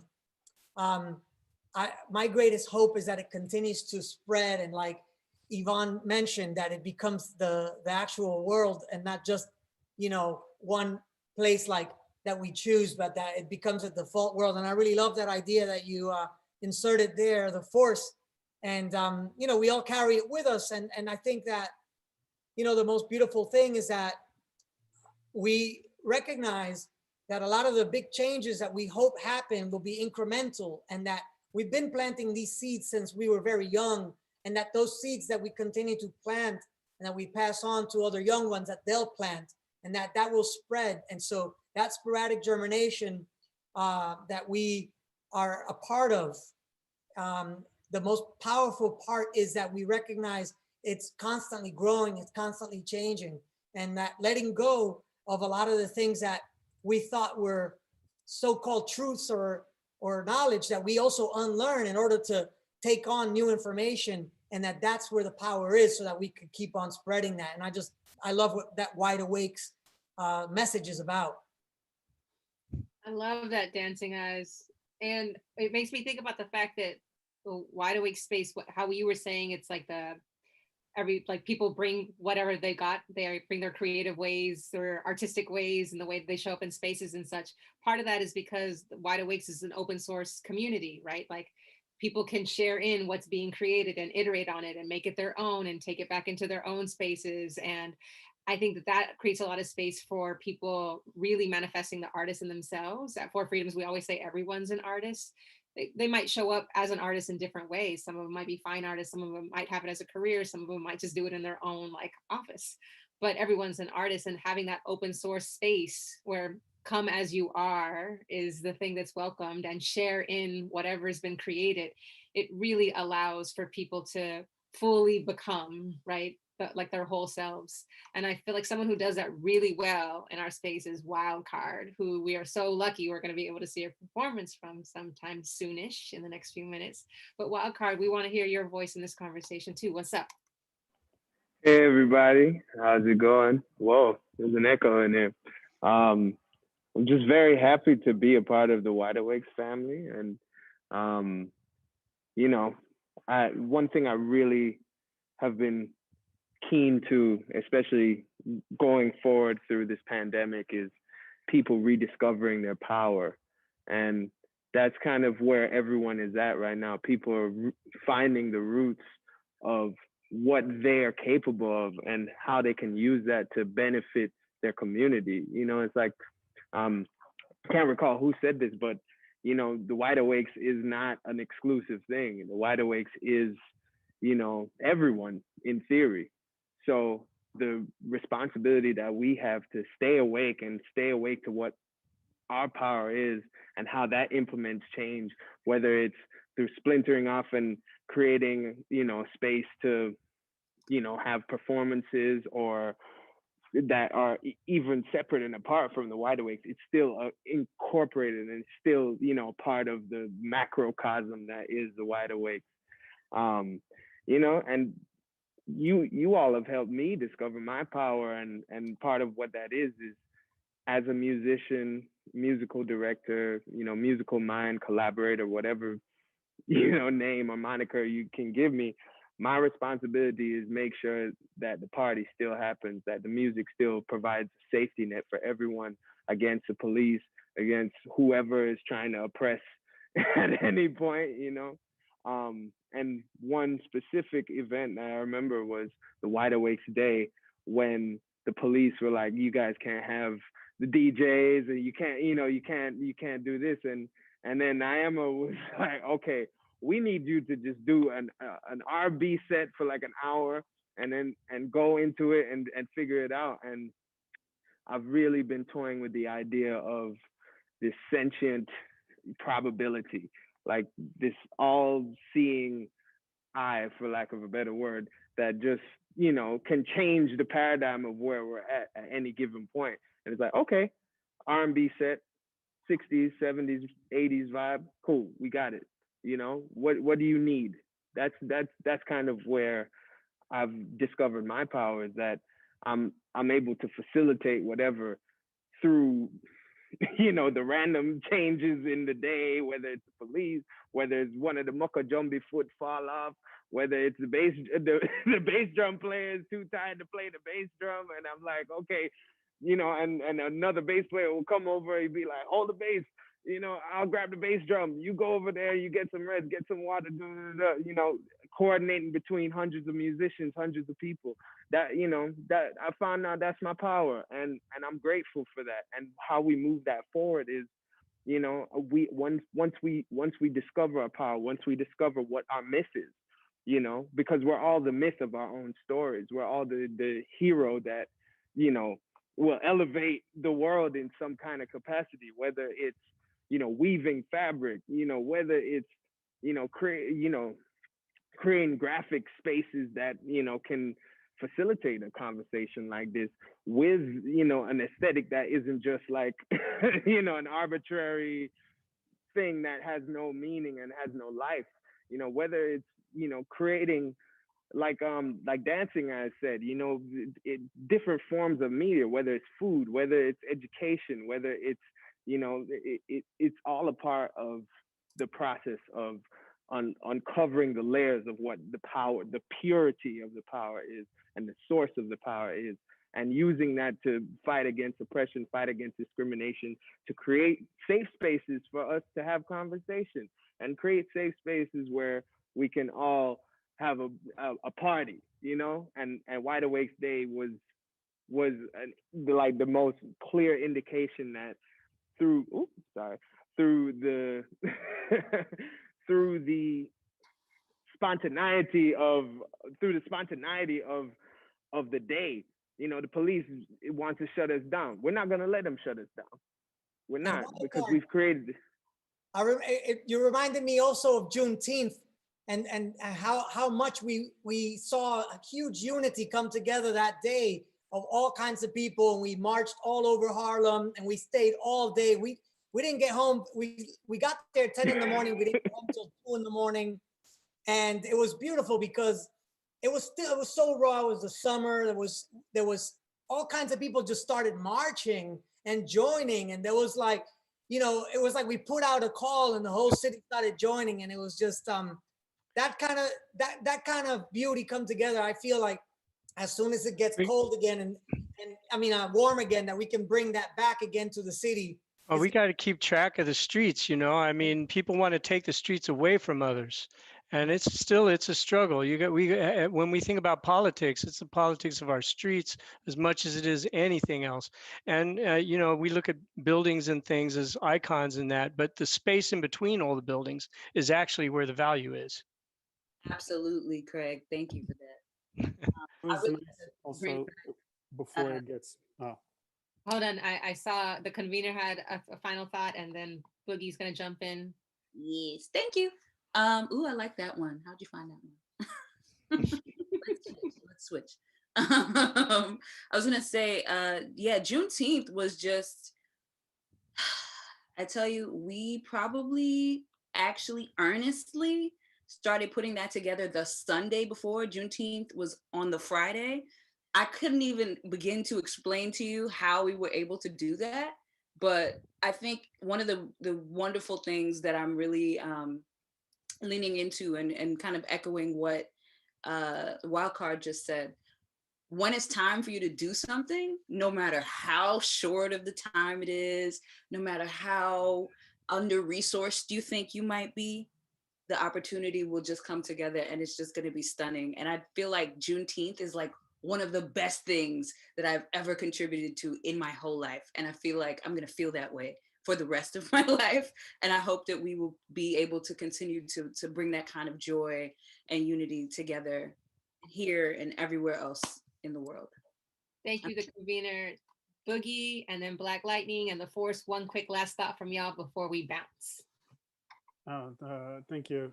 The quick thing I was thinking about is being on the food truck with Super and all those wonderful folks during poll day, election day, being out at the polls and giving free food.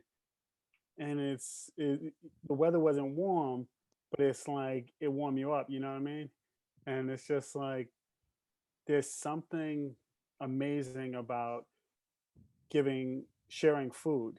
And it goes back to like, as long as we have food, we've been sharing food.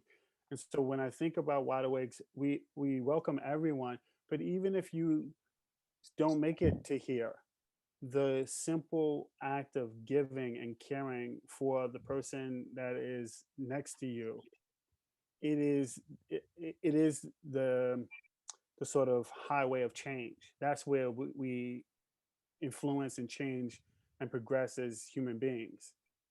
Something as simple as like, you know, a food truck, or like breaking that Kit Kat in half and being like, you want some?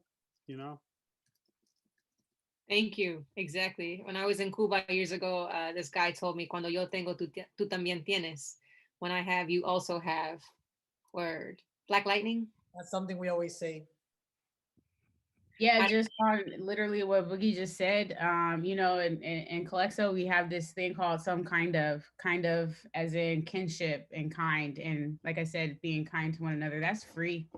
That makes you feel good. That makes others feel good. And it's easy to do. And treat one another as your own and share with love and compassion, both information and resources and kindness. And I think it's really impactful and powerful that the Wide Awakes, what is happening is that we're building the future for those behind, and that's what a superhero does. We're building, and so that the others and folks behind us can benefit. And I'll end with that. Yes, love it, Black Lightning, the Force. Well, I would like to encourage everyone to think of what your superhero name could be and live and be your superhero.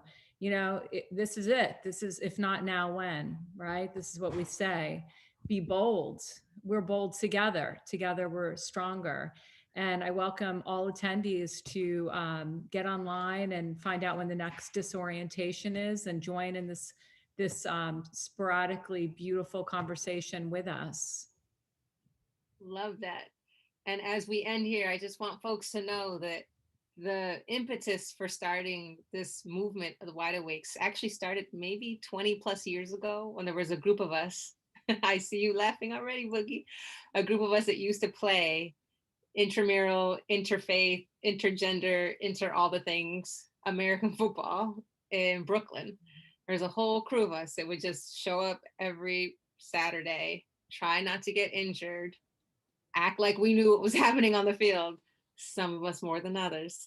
And from that community over the years, like those folks have just stayed in community, stayed playing with each other, stayed creating stuff together, stayed building together. And then here we are, almost all of us are in the Wide Awakes community. And of course, the family has grown and grown and grown.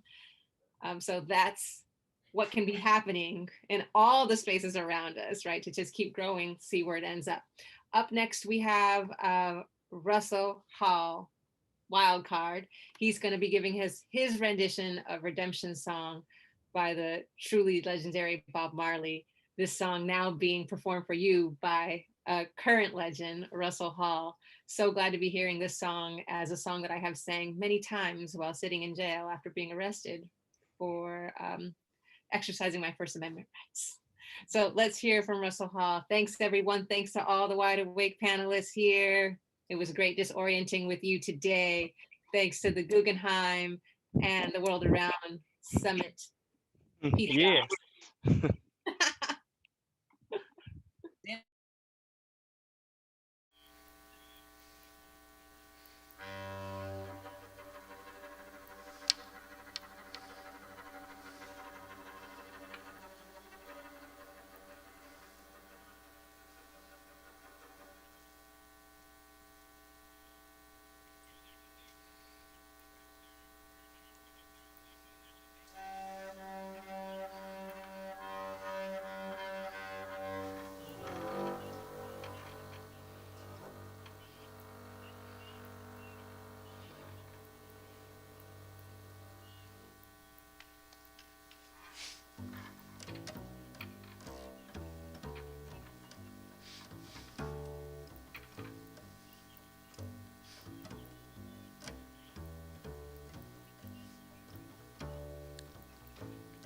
Old pirates, yes, they rob I, sold like to the merchant ships. Minutes after they took I from the bottomless pits, my hands were made strong by the hands of the Almighty. So we forward in this generation triumphantly. Won't you help me sing these songs of freedom? Is all I'll ever have. Redemption song, these songs of freedom. Emancipate yourself from mental slavery. None but yourself can free your mind. Have no fear for atomic energy, 'cause none of them can stop the time. How long shall they kill our prophets while we stand aside and look? Some say it's just a part of it. We've got to fulfill the book. Won't you help me sing these songs of freedom? Is all I'll ever have. Redemption song, these songs of freedom.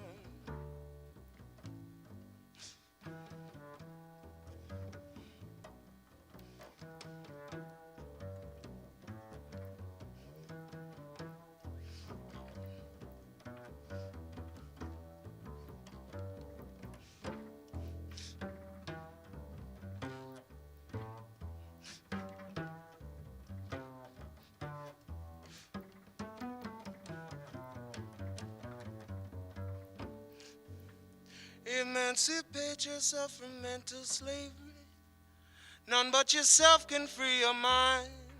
Have no fear for atomic energy, 'cause Donald Trump can't stop the time. How long shall they kill our prophets while we stand aside and look? Some say it's just a part of it. We we've got to fulfill the books. So won't you help me sing? These songs of freedom is all I'll ever have. Redemption song is all I'll ever have. Redemption song.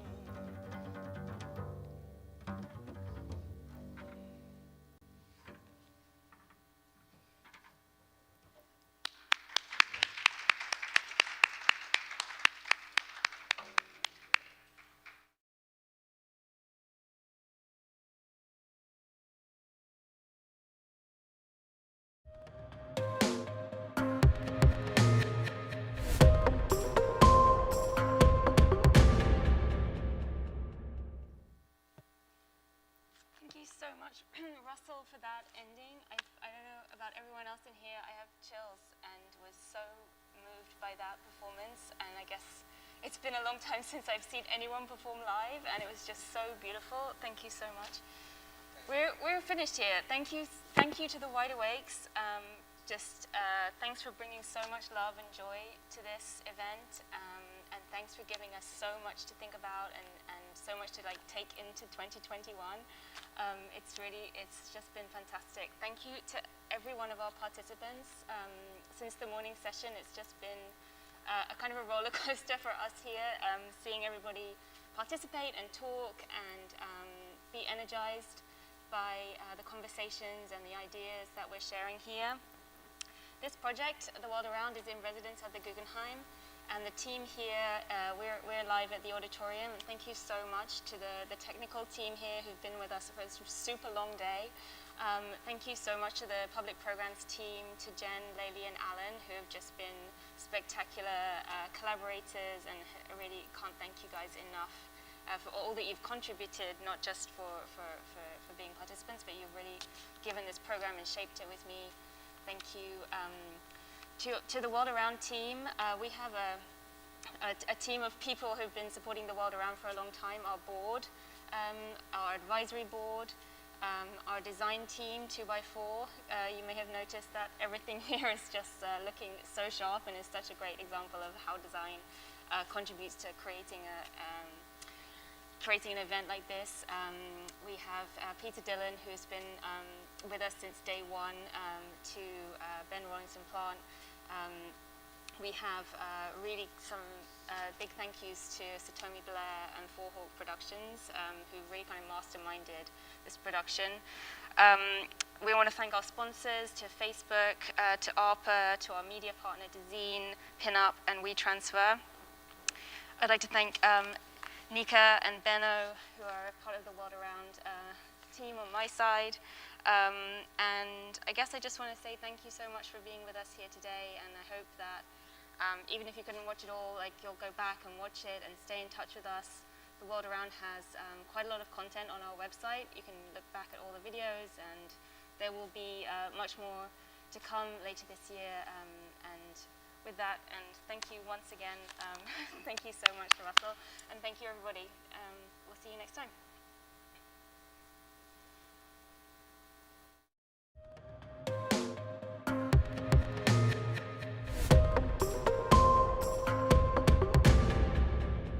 Thank you for being with us here today at the Guggenheim. We hope that you found it to be thought-provoking and inspirational. We're looking forward to the next event later this year with The World Around.